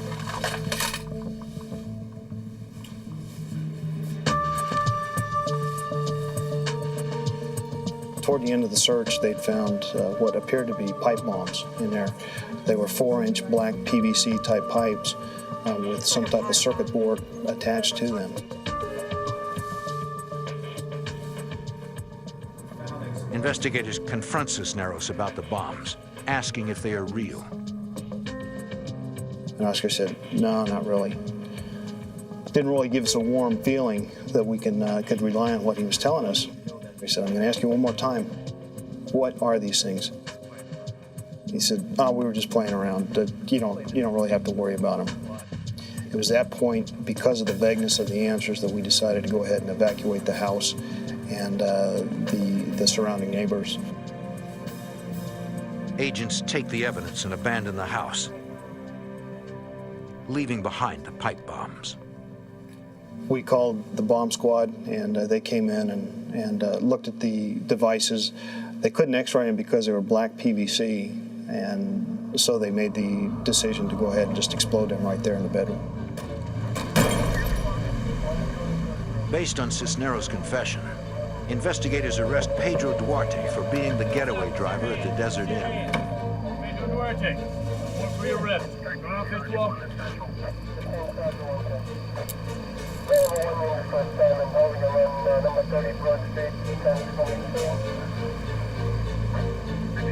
Investigators move to arrest the final robber, Luis Suarez, but he has fled the state.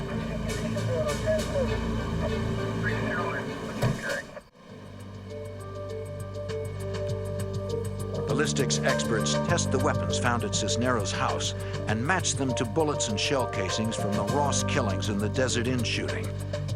Experts also find critical evidence against Vigoa. We found Vigoa's fingerprint on one of the bullets inside one of the magazines that was in Cisneros' closet. Prosecutors hold Oscar Cisneros at the Clark County Detention Center and intend to use his testimony at trial against the other robbers. We felt like it was a pretty tight package. We had Cisneros' confession, we had all the physical evidence for the guns and the money and the clothing that we'd found in the closet. So we felt like it was coming together very well. But one event would put the entire case in jeopardy.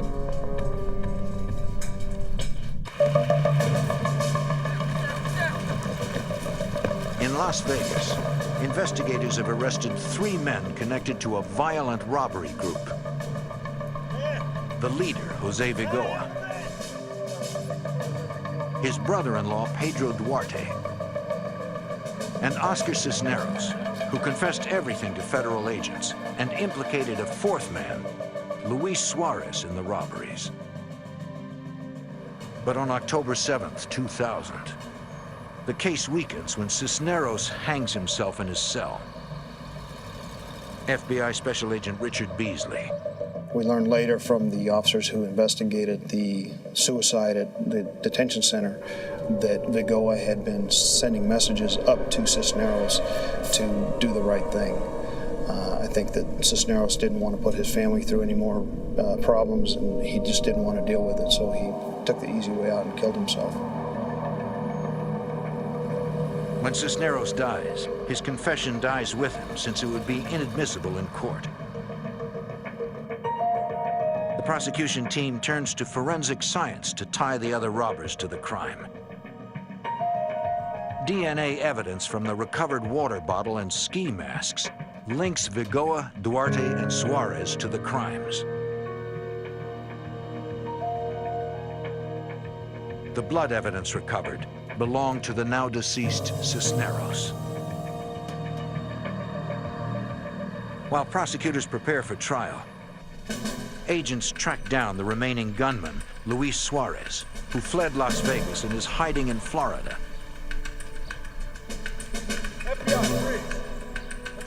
FBI Special Agent Brett Shields. We went down to Florida, discredited all his alibis, and then he was ultimately arrested for this crime. In the fall of 2003, 5 years after their spree of robbery and murder began, Suarez, Duarte, and Vigoa go to trial in Las Vegas. Luis Suarez plea bargains to 1 count of armed robbery and receives a sentence of 6 to 15 years. Pedro Duarte takes his chances at trial and is convicted of 2 counts of attempted murder and other charges. He is sentenced to 16 to 70 years. In order to avoid the death penalty, Jose Vigoa pleads guilty to 2 counts of first-degree murder and 44 other charges. He is sentenced to life in prison without the possibility of parole. It took the combined efforts of 3 law enforcement agencies to bring this vicious gang of robbers to justice. This case was solved not by the FBI, but by the cooperation between the FBI, Henderson Police Department, and Las Vegas Metropolitan Police Department. It was just a great feeling to be able to wrap up a case like this. Obviously, there were many victims, not just the security officers who were killed, but their families and the people inside the casinos and the people who were traumatized watching these armored car robberies go down and the casino robberies. There's a lot of people really shook up over this, and to take these guys out of the mix was a very good feeling. And the next time someone threatens the safety of the citizens of Las Vegas, local police and the FBI will be there to stop them.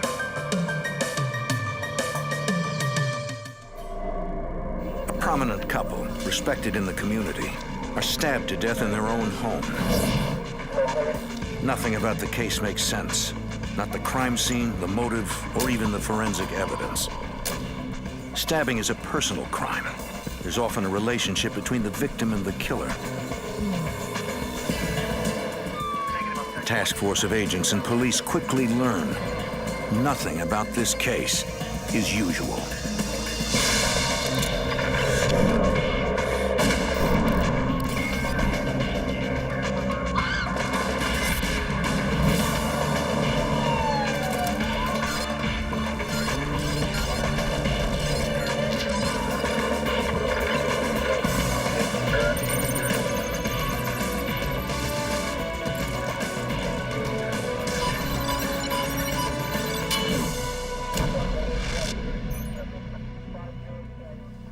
Edna, New Hampshire is a small town.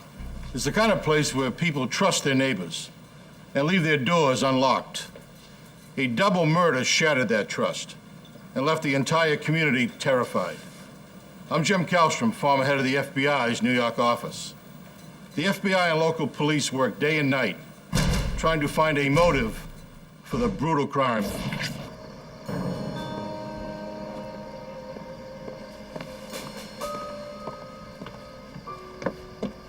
January 27th, 2001, Etna, Vermont.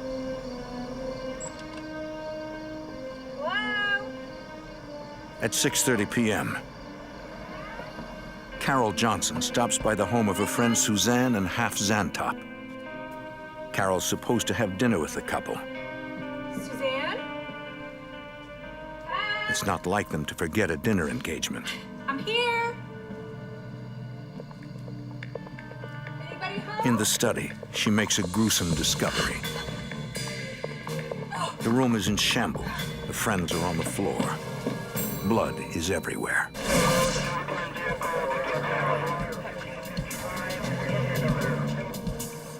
Seven minutes after receiving the dispatch, the Hanover police are on the scene.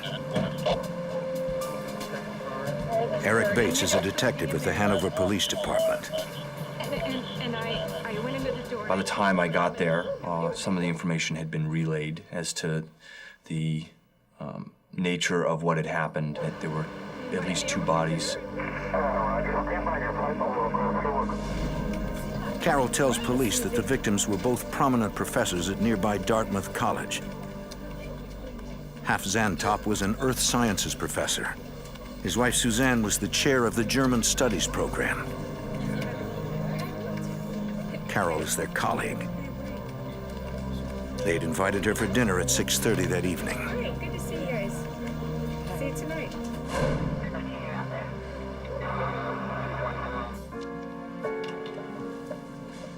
The Zantop house was extremely neat, orderly, clean. Nothing was out of place. There was a 2-level home, no basement. Check upstairs. The house hadn't been secured, and so that's when myself and one of the patrol sergeants went through the house and systematically cleared the house to make sure that the killers weren't still in the house for some reason. I can tell you I've never seen anything as horrific as the scene itself in the study of the Zantop home. Even with my military experience then and even now, nothing would compare to the scene that night. It was potentially a murder-suicide. And if not, and it was a double homicide, it appeared to me as though they were preparing a light meal. It was my impression that they were actually preparing a lunch and not a dinner. Although the bodies were discovered at dinner time, Bates suspects the Zantops died early that afternoon before lunch, and that the couple has been dead for several hours.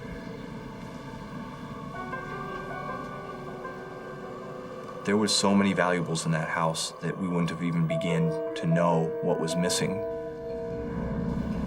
We discovered some blood droppings and a bloody boot print, what appeared to be a boot print anyway, on the floor. It was right next to the Zantop's fireplace, and it's a wood fireplace. Bates' first concern is to preserve the evidence. The closest thing that was nearby was some kindling wood, some small kindling. So I basically cordoned off each blood dropping or footprint that I could find in hopes that later they could be analyzed. The Hanover Police is a small-town department. They have limited resources. They'll need all the help they can get if they're going to solve this terrifying and puzzling crime. Because of the size of the Hanover PD, the Major Crimes Unit of the New Hampshire State Police comes in to investigate the murder. We're one of the few departments that have a full-time homicide unit. Sergeant Mark Mudgett is the lead investigator with the Major Crimes Unit of the New Hampshire State Police. Sergeant Mudgett, we have probably a lot more experience than a lot of the local departments in being able to handle investigations of this magnitude. All right, guys, here's the... The investigators analyze the study, the primary crime scene. As you look at the crime scene, if you're patient enough and you're willing to look, stop, and listen and take in all that information, positioning of the bodies, the physical evidence located inside that room, if you listen, that body will speak to you. It will tell you what happened. It will give you clues as to how it happened. It will tell you potentially who may have committed this particular crime.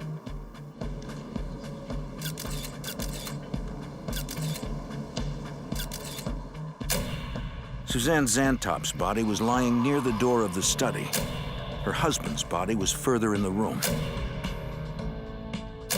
An upturned chair was at his feet, and 2 other chairs were set up near the desk. It looked like a conversation had taken place in the room. Near the 2 chairs, police make a startling discovery.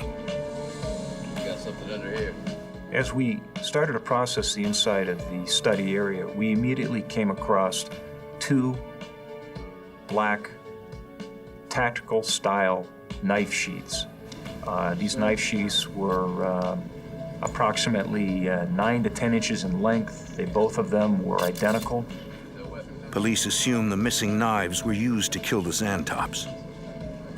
They could be the murder weapons, and 2 murder weapons could mean 2 killers.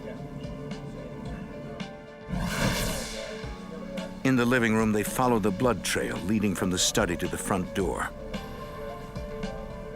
Tom Pfeiffer is the director of the New Hampshire State Police Forensic Laboratory. He is relieved to see that the blood evidence has been carefully preserved. This is a highly unusual and actually some of the best part of preserving the crime scene that could have occurred. This eliminated people entering the crime scene from actually stepping and obliterating or contaminating the footwear impression evidence. Sergeant Mudgett notes that the front door is unlocked. There is no sign of forced entry into the house. Right now, all the investigators have are a few answers and a growing list of questions. Did they invite the perpetrator or perpetrators into this? Or the questions that continue to go through your mind are, is this somebody that's known to the Zantops? Near the fireplace, Pfeiffer finds the bloody boot print. I wanted to enhance those impressions for better comparison purposes. I processed those with a blood enhancement reagent referred to as leuco crystal violet, or LCV. Upon application of the LCV, the impression was further enhanced to the point where it was going to be able to be used in identification purposes. Once a suspect is in custody, the boot print could be important evidence for prosecutors.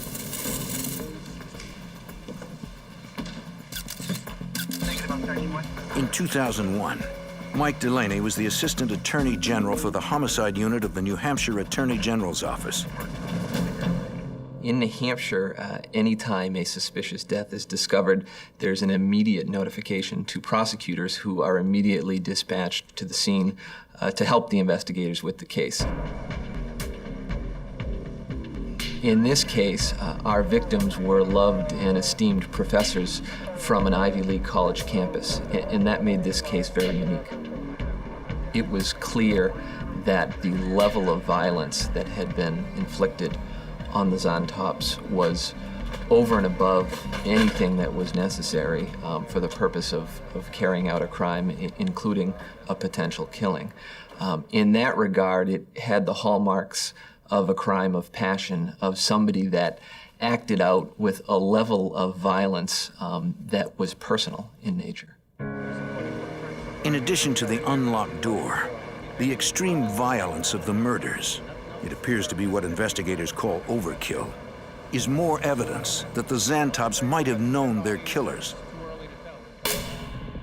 If the killers knew their victims, then police are looking for someone who hated the Zantops enough to brutally stab them to death. Whoever committed this crime is a cold-blooded killer and must be stopped. But police must find them first.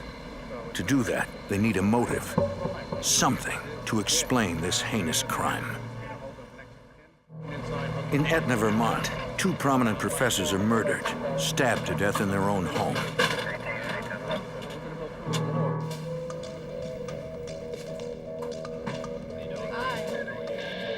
Investigators suspect whoever killed the Zantops will try to leave town as soon as possible.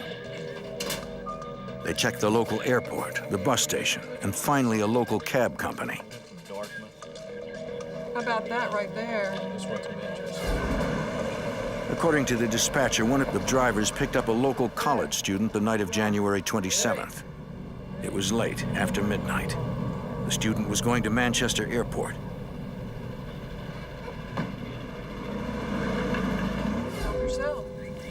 Investigators quickly established the student flew home due to a family emergency.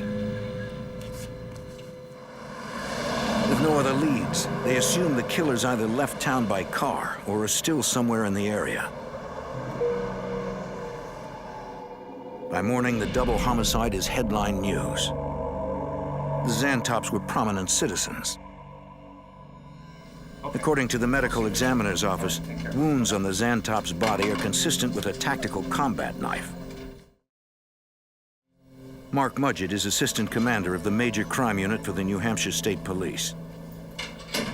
Based on the injuries that we found on Health and Susanna at the time of autopsy, they had both sustained numerous stab wounds.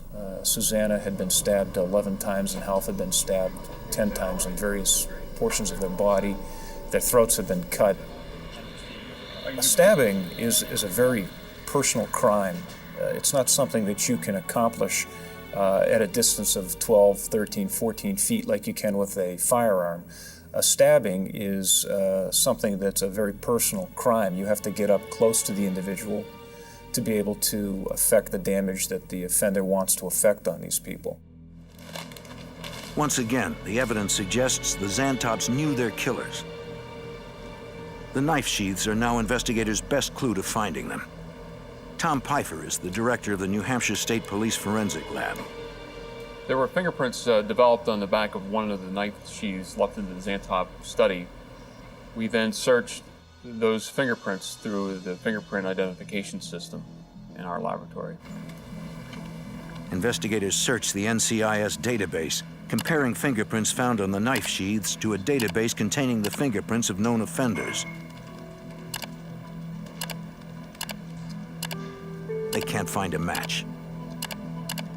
The fact that we did not receive a match back from the fingerprint search leads us to several different conclusions. One, the person is not in the database, which means they haven't been arrested.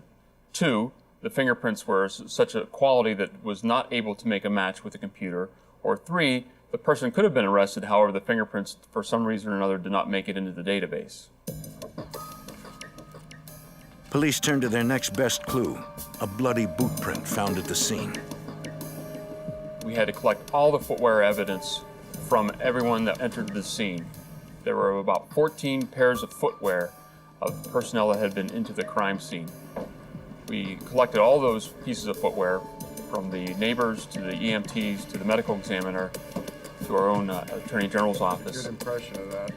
Great impression. The forensics lab is able to eliminate all 14 pairs of footwear. Pfeiffer suspects the boot print belongs to one of the killers. I scanned a photograph of this particular footwear impression at the crime scene, emailed that image down to the FBI laboratory in their footwear section, asked them to do a search of their database that contains thousands of outsole pattern designs. The FBI lab tells Pfeiffer that the footwear impression was made by an upscale brand of hiking boots.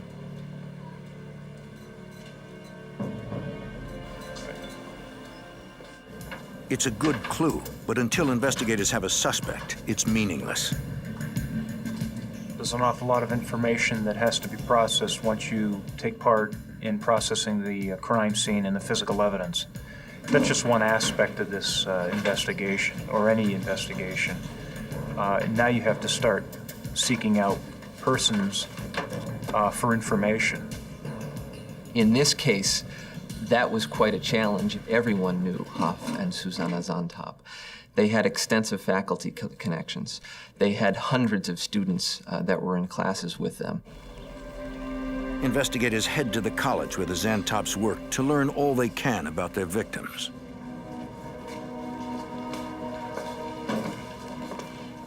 So realistically, our investigation just blew up in 360 degrees. You had to just start putting your feelers out. You had to start generating leads. You had to start interviewing a lot of people on campus, off campus, relatives, neighbors. Notifications with anyone? Well, maybe about a couple of days ago. During the course of the interviews that we were doing on campus, we generated a person of interest who was a student of Hal Zantop's. Can you tell me what that was about? No, because they spoke Spanish. According to a student, Hal Zantop argued with one of his students just days before he was murdered. Pretty much gonna wrap it up for today. Yo necesito hablar para tú, para mi clave en mi clase de... Una la trae aquí. Yo necesito para mi graduación. Police question the student. It was reported to us that he had a extensive knife collection. What kind of knives are they? They're collector's items. When we conducted the actual interview with the individual, we also noted that he had sustained a recent abrasion to his head. So we were hoping that we were, onto something. The student voluntarily submits to questioning. He tells police he'd been friendly with Half Zantop ever since he took the professor's earth science class. He explains he was just joking around with Professor Zantop. Investigators look into the student's background, but he has a solid alibi on the day of the murders. He could not have killed the Zantops.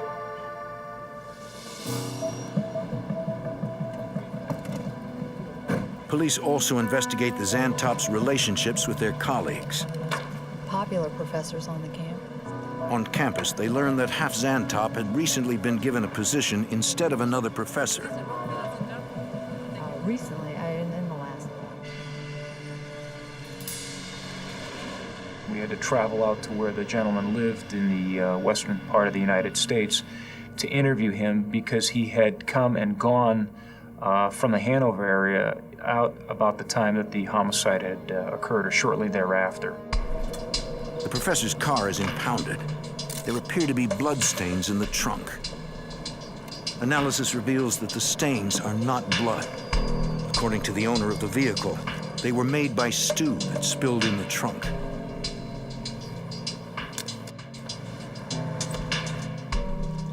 While investigators follow every lead, two detectives work to try and find the murder weapons.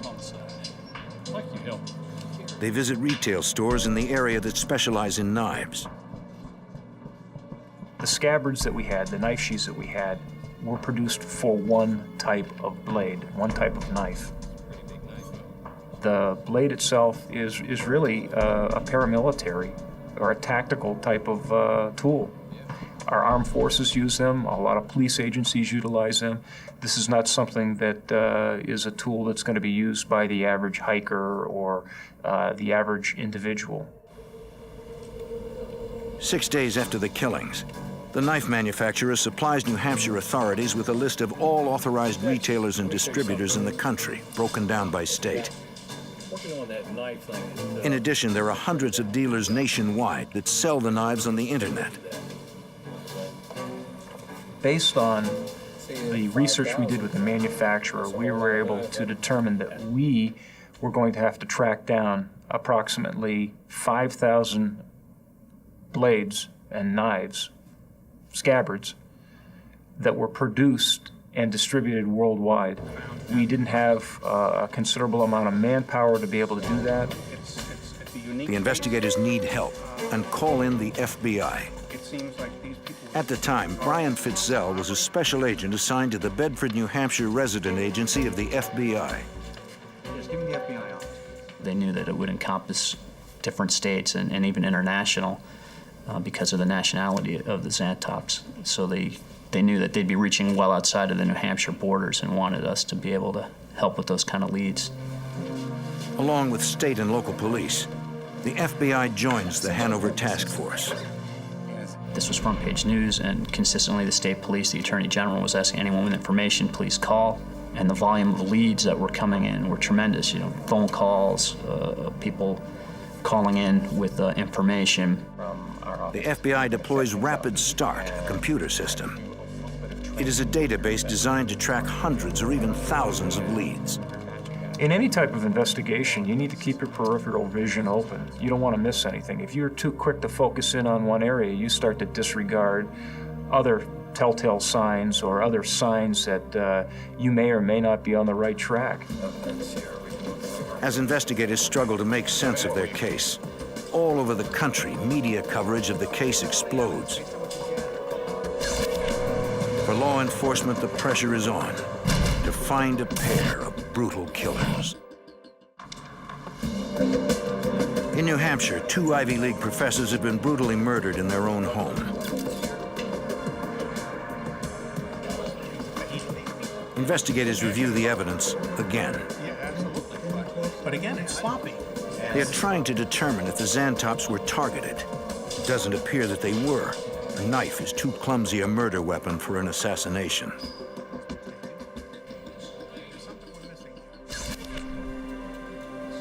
Also, the killers made amateurish mistakes.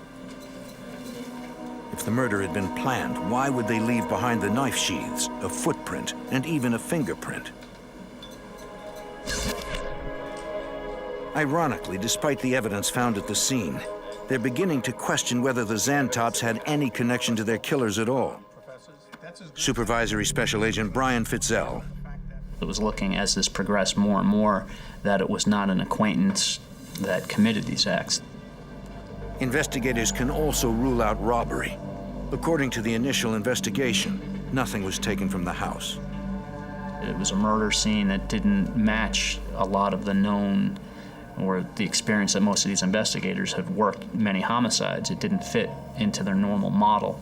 It wasn't apparent that there was any motive other than the killing itself. It was as if these people were killed and the culprits ran right out the door.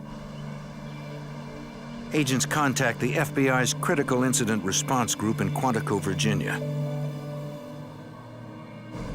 Investigators want to understand how these killers' minds work. They turn to the profilers.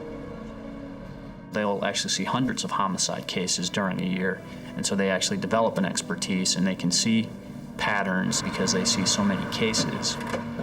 Supervisory Special Agent Jim Fitzgerald is a criminal investigative analyst, a profiler. He finds the case unusual. We have two low-risk victims who are killed in their own house in broad daylight on a Saturday, nonetheless, when other people ostensibly in the neighborhood are home. This is the crime scene. It appears that Fitzgerald notes that the position of the chairs makes it appear as if an impromptu conference was going on prior to the murders. The only thing that's in the doorway. It was agreed upon with the investigators in the room and myself that it looks like there may have been at least several minutes in which there was some sort of conversation between Hoff and one or both of the offenders. It seems that the offender or offenders, and we were leaning towards two offenders at this point, were mission-oriented in that when they came into the house, their purpose was to kill Mr. and Mrs. Xantop. The murder weapon, a pair of combat knives, is particularly troubling.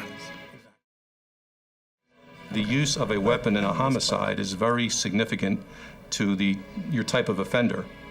If it's a cheap Saturday night special as opposed to a very expensive pistol with a silencer, that tells you have two different sort of offenders there. And on the other end of the continuum, on even a lower end of the continuum, if someone's using a knife, that tells you a lot about your offender too. Been able to determine what type of knife it actually was. It's like The fact that the killers used knives and left behind crucial evidence tells him they are either sloppy or unsophisticated. Investigators suspect that the Xantops either knew their killers or allowed them into the house for some unknown reason. Fitzgerald is starting to get a picture of the killers, but the extreme level of violence troubles him. When we're seeing a case that it makes no sense for various reasons, from a profiling perspective, we automatically hit the default to youthfulness. We just may have someone here youthful that the motivation is not about money, the motivation is not to get back to somebody or even up a grudge. It's, hey, we're youthful and our filtering system in our brain hasn't kicked in yet, so I know, let's go out and just hurt or kill someone. He fears he may be looking at some kids who killed just for the thrill of it. That went bad. On February 9th, a list of the killer's post-offensive behavior compiled by the FBI profilers is released to the public. Investigators ask the public to recall if they noticed anyone exhibiting odd behavior around the time of the murders, or changing their appearance, missing work, or having unexplained injuries or bruises on the hands or arms. Calls pour into the task force. None of the leads pan out. After 2 weeks of non-stop work, investigators have hit a dead end. Nothing about the Xantop murder makes sense. Seems like a crime without a motive. With each passing day, the community becomes more desperate. 2 murderers are at large, and law enforcement still has no idea why they chose the Xantops and who their next victim might be. In New Hampshire, a task force of state and local police and FBI agents tried to determine why someone murdered 2 Dartmouth professors in their own home.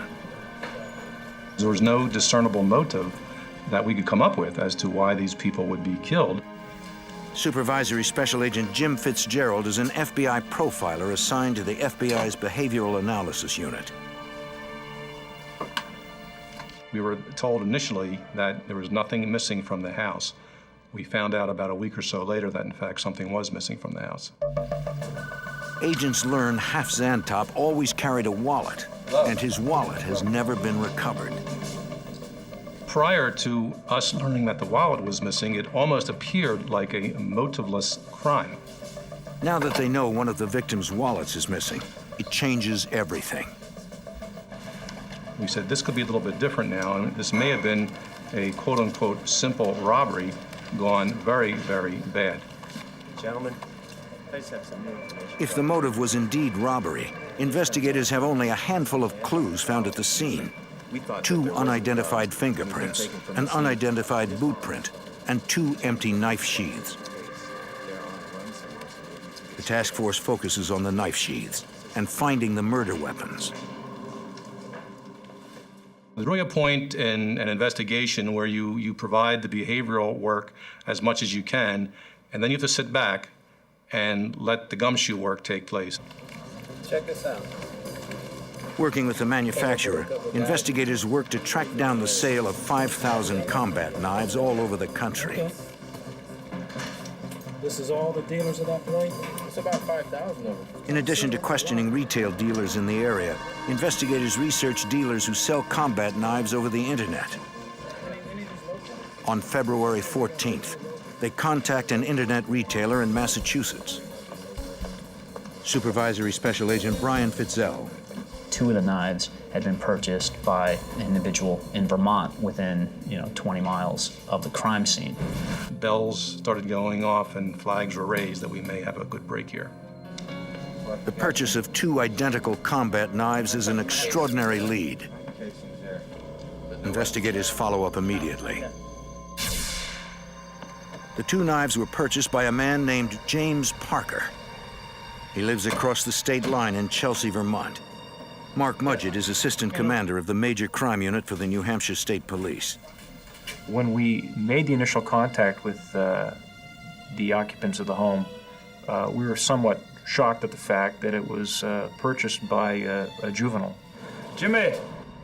James Parker is only 16 years old. What's going on? You James Parker? Yes. We want to talk to you about some knives. James Parker had indicated that he had bought 2 knives at that time. That he'd bought one for himself and one for a friend of his, a gentleman by the name of Robert Tulloch. That they had purchased the knives so they could use them while they were rock climbing. Oh, well, when we Detectives ask Parker where the knives are now. So we took them to a local Army and Navy. He tells them the knives were big. The boys decided they were too heavy for rock climbing and sold them at an Army-Navy store. The trooper said that the hair on the back of his neck was standing up because when he started this interview, he had the feeling that this was not a legitimate story. Investigators asked Parker if he'd be willing to answer a few questions at the police station. Is it okay if I tag along? It'll be fine. Parker agrees to be interviewed. There you go, son. And then the investigators went to interview his partner. And again, same story, that didn't really measure up. What happened to the knives? Me and my 17-year-old Robert Tulloch corroborates Parker's story. We realized that the knives were too heavy for us, so The knives were too heavy. The boys sold them for $60 apiece to a stranger at the Army-Navy store in Burlington, Vermont. 60 for both. Do you have any kind of footwear, shoes, boots, anything like that? Investigators are immediately suspicious. Tulloch's statement is not just close to Parker's, it's virtually identical. I'd like to have them come down to town and make a formal statement. It's as if the 2 boys memorized their statements beforehand. As a suspect, but we need you to sign this form giving us permission to do that. Then the detective notices something chilling. He noticed that the footwear was the make and model of the hiking boot that we were looking at. So, I mean, he knew very early on this was probably somebody involved in this crime scene. They want to take you down to headquarters. He did a very good job of maintaining the interview because this was, you know, no arrest warrants were in hand. He went out there to find out about the knives and then very quickly realized that he was dealing with one of the murderers right there. Robert Tulloch agrees to accompany detectives to the Chelsea Sheriff's Office to be fingerprinted. Despite investigators' suspicions, without solid evidence to support an arrest warrant, they are unable to detain Tulloch or Parker. Deputy State Attorney General Mike Delaney. They had no prior history with criminal activity. They cooperated with the police when they arrived. They voluntarily provided information and fingerprints and shoes. He's free to go. They place a late-night call to Tom Pfeiffer, the director of the New Hampshire State Police Forensic Laboratory. I received a telephone call at 12 o'clock midnight requesting my assistance to the laboratory to do a comparison between a pair of boots that were recovered from a suspect in this case to those impressions that were developed at the crime scene. In order to obtain an arrest warrant, investigators need proof that Robert Tulloch's boots match the bloody boot print found at the crime scene. The pressure that was surrounding this particular case was enormous. I've never worked in a case in our state that had this much amount of pressure. If anything, it caused us to actually step back and recheck and double and triple check our work before we let anything out of this laboratory. This is your career on the line. If you make one misidentification, you might as well leave the world of forensics behind because you can never do another case. Dr. Pfeiffer compares an impression taken from Tulloch's boots to an impression taken at the Zantop house. About 3 o'clock in the morning, a colleague and myself made a match between the impressions left at the crime scene and the boots that were taken from the suspect. The fingerprints collected from the scene match Parker's. We knew that we were dealing with our murderers, and the two murderers knew that as well because after the state troopers left, these kids left that night. They got together and fled. So they gave fingerprints and footwear and then went into fugitive mode. After weeks of searching, agents and police finally identify their suspects, only to lose them. 2 deadly teenage killers are now on the loose. Forensic evidence has implicated 2 teens, James Parker and Robert Tulloch, in a brutal double murder. Detective Eric Bates with Hanover Police. Armed with warrants, police travel to the boys' homes. Check your house if you don't have a problem. Both of them live with their parents in the small town of Chelsea, Vermont. No, I really don't. I have no idea. When we got into Chelsea that morning, and it was early in the morning, we had learned that they had both fled during the night, telling each other's parents that they were both going to be with the other family. Detective Eric Bates questions Robert Tulloch's parents. They have no idea where their son is. It was difficult to deal with the parents of these killers. Knowing the information that we had, you learn that the family members were good people and that, unfortunately, their children had become murderers.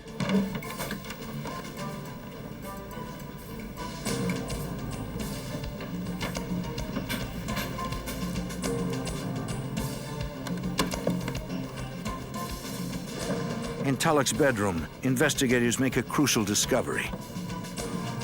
Inside a cardboard box, they find 2 combat knives. Got him. Oh, good. In their statements, Parker and Tulloch claimed they sold the knives to a stranger. Investigators have found the murder weapons. Mike Delaney is a deputy attorney general working with the homicide unit. Once we had the knives in the bedroom, it was pretty clear what we were dealing with, and at that point, I think everyone had solidified the opinions that they, in fact, were involved directly in committing these crimes.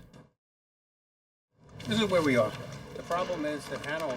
The case transformed once Parker and Tulloch had fled.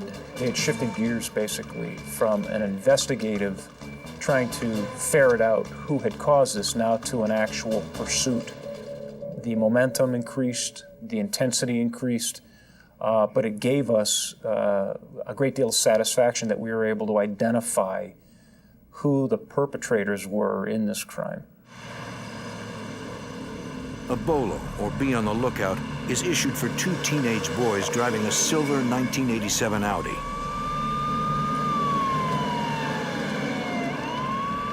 They are wanted for questioning in connection with the Zantop murders. You never know what's inside the mind of a person, what they're actually going to do when confronted, but certainly from a law enforcement perspective and for the general public's sake, you have to assume the worst in that regard, and we did. An axiom by which we live in the profiling business is that past behavior is the best predictor of future behavior. So by all means, these two were considered armed and dangerous, and all the relevant agencies and states that were contacted were told that, be very careful when confronting these two, because they've killed already. Parker and Tulloch's pictures appear in newspapers and on television throughout the country. The FBI issued the UFAP, the unlawful flight to avoid prosecution, to help us in our fugitive investigation. What that allows is the FBI can turn up a lot of resources on a UFAP. In Massachusetts, a state trooper finds an abandoned car at a truck stop. It is a silver 1987 Audi.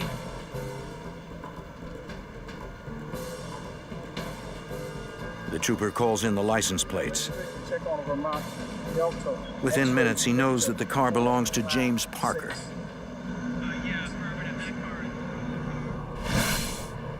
Agents converge on the truck stop.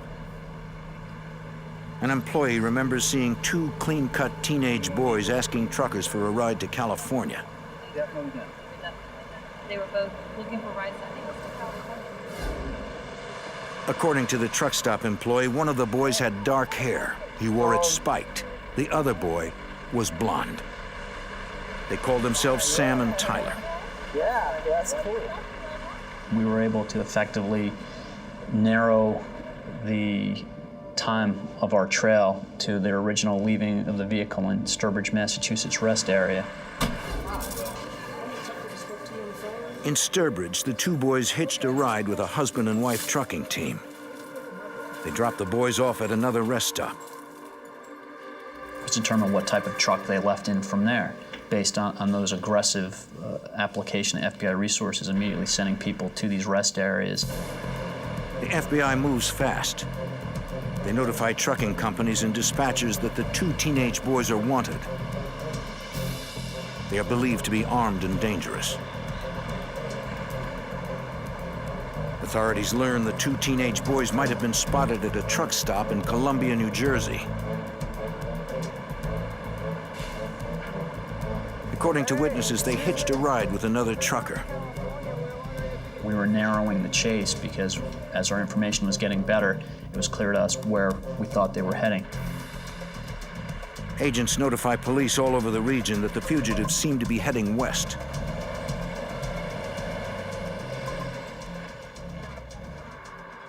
February 19th, 4 a.m. 3 weeks after the double homicide, the sheriff in Newcastle, Indiana, listens to the chatter on his CB radio.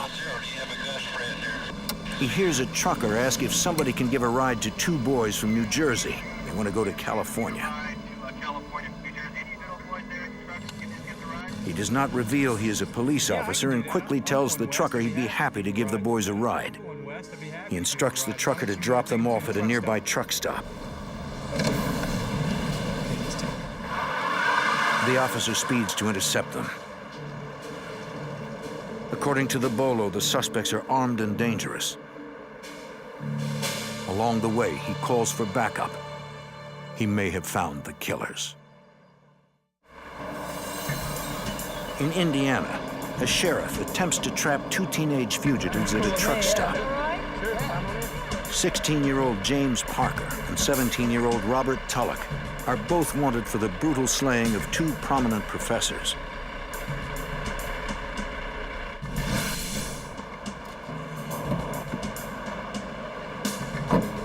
At the truck stop, the officer asks the two boys for their names. What's your name? Tyler J. Jones. Tyler J. Jones. What's the J stand for? Jeffrey. Tyler Jason Jones. Jeffrey. Jeffrey. Okay. Where are you from? We're from Encino, California. Can you spell that? E-N-S. How about you? What's your social security number? You don't remember it right now? Hold on a second. Copy that. Look at the description. That's you? You heard that? We've got the suspects here. We identified themselves. Guys, hold the mirror in the car. He takes Parker and Tulloch into custody.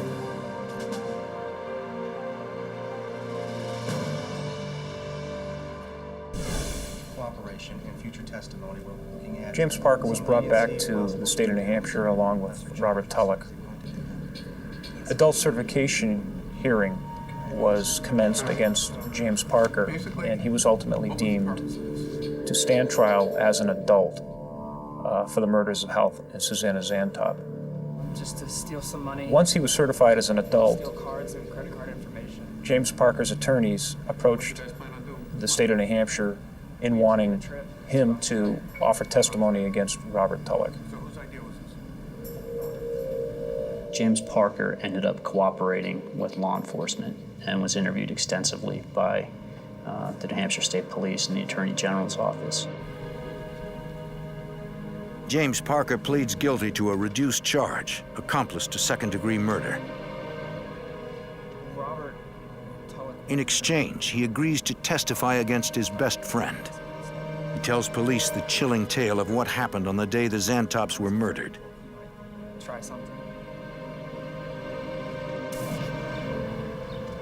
What materialized is the fact that these two guys were bored with their life in Vermont, that they envisioned going to Australia or some far-off place. They originally decided that they were going to rob somebody and take their ATM card or something to that effect, take $10,000 and fly to Australia. Hey, I've got a question. Our car They broke down. came up with the idea of knocking on somebody's door and saying that they had car trouble, can we come in to use your phone? And when I don't think so. they tried this in Vermont, the person felt very strongly that these two were up to no good and slammed the door in their face and said, get off my property. He was very close to being a victim of that. Well, when their pretext for a broken car didn't meet with good results, they changed it to students conducting a survey for their school.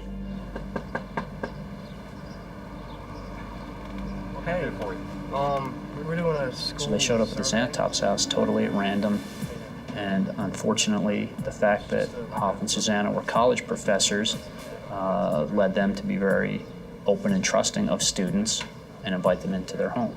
Come on in. Thank you.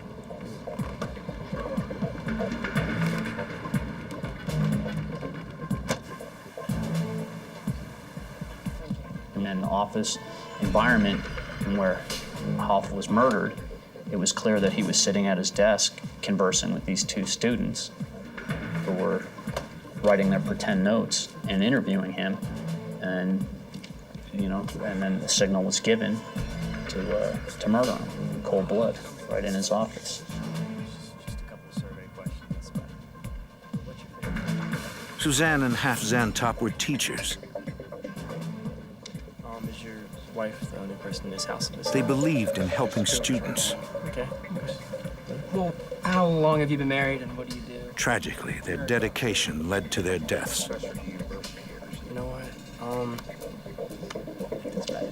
Deaths at the hands of two teenagers who agents suspect may have killed simply for the thrill of it. Their goal was to commit a violent act, and the Zantops just happened to be in the wrong place, in the wrong time, in their own home. And how unfortunate is that? When these perpetrators were interviewed after the fact, one of them made the admission that they had realized that they had left the sheaths and had given thought about coming back to the house to retrieve them. And I believe that they said when they went past the house, with that in mind, the police presence was already there. Investigators are searching for some way to explain why Tulloch and Parker murdered the Zantops so brutally. What you guys doing? FBI profiler James Fitzgerald sees this type of random violence as part of a terrifying trend. We live in a different society today. Even in our youthful culture, they're constantly exposed to violence. And I believe Parker and Tulloch fit right into that category. The motivation's not to get back to somebody or even up a grudge. So I know, let's go out and just hurt or kill someone. And we're seeing more and more of that, unfortunately. When you left there that night, where did you guys go? We spent considerable amount of time with him, several days, as he went through how he and Robert Tulloch had concocted and eventually perpetrated this crime. He showed no signs of emotion, no signs of remorse for what he had done. I stabbed the Zantops. They were from more or less a middle-class environment, low-crime area. Did not have some of the pitfalls that maybe others may be forced to experience in lesser environments. But nonetheless, there was a dysfunctionality about them. And when their chemistry was mixed, a violent outcome was apparently inevitable. Investigators will never know what it was about the two boys and their chemistry that triggered such rage. In April 2002, James Parker is convicted of second-degree murder. He is sentenced to 25 years in prison. Robert Tulloch is convicted of first-degree murder. He is sentenced to spend the rest of his life in prison without the possibility of parole.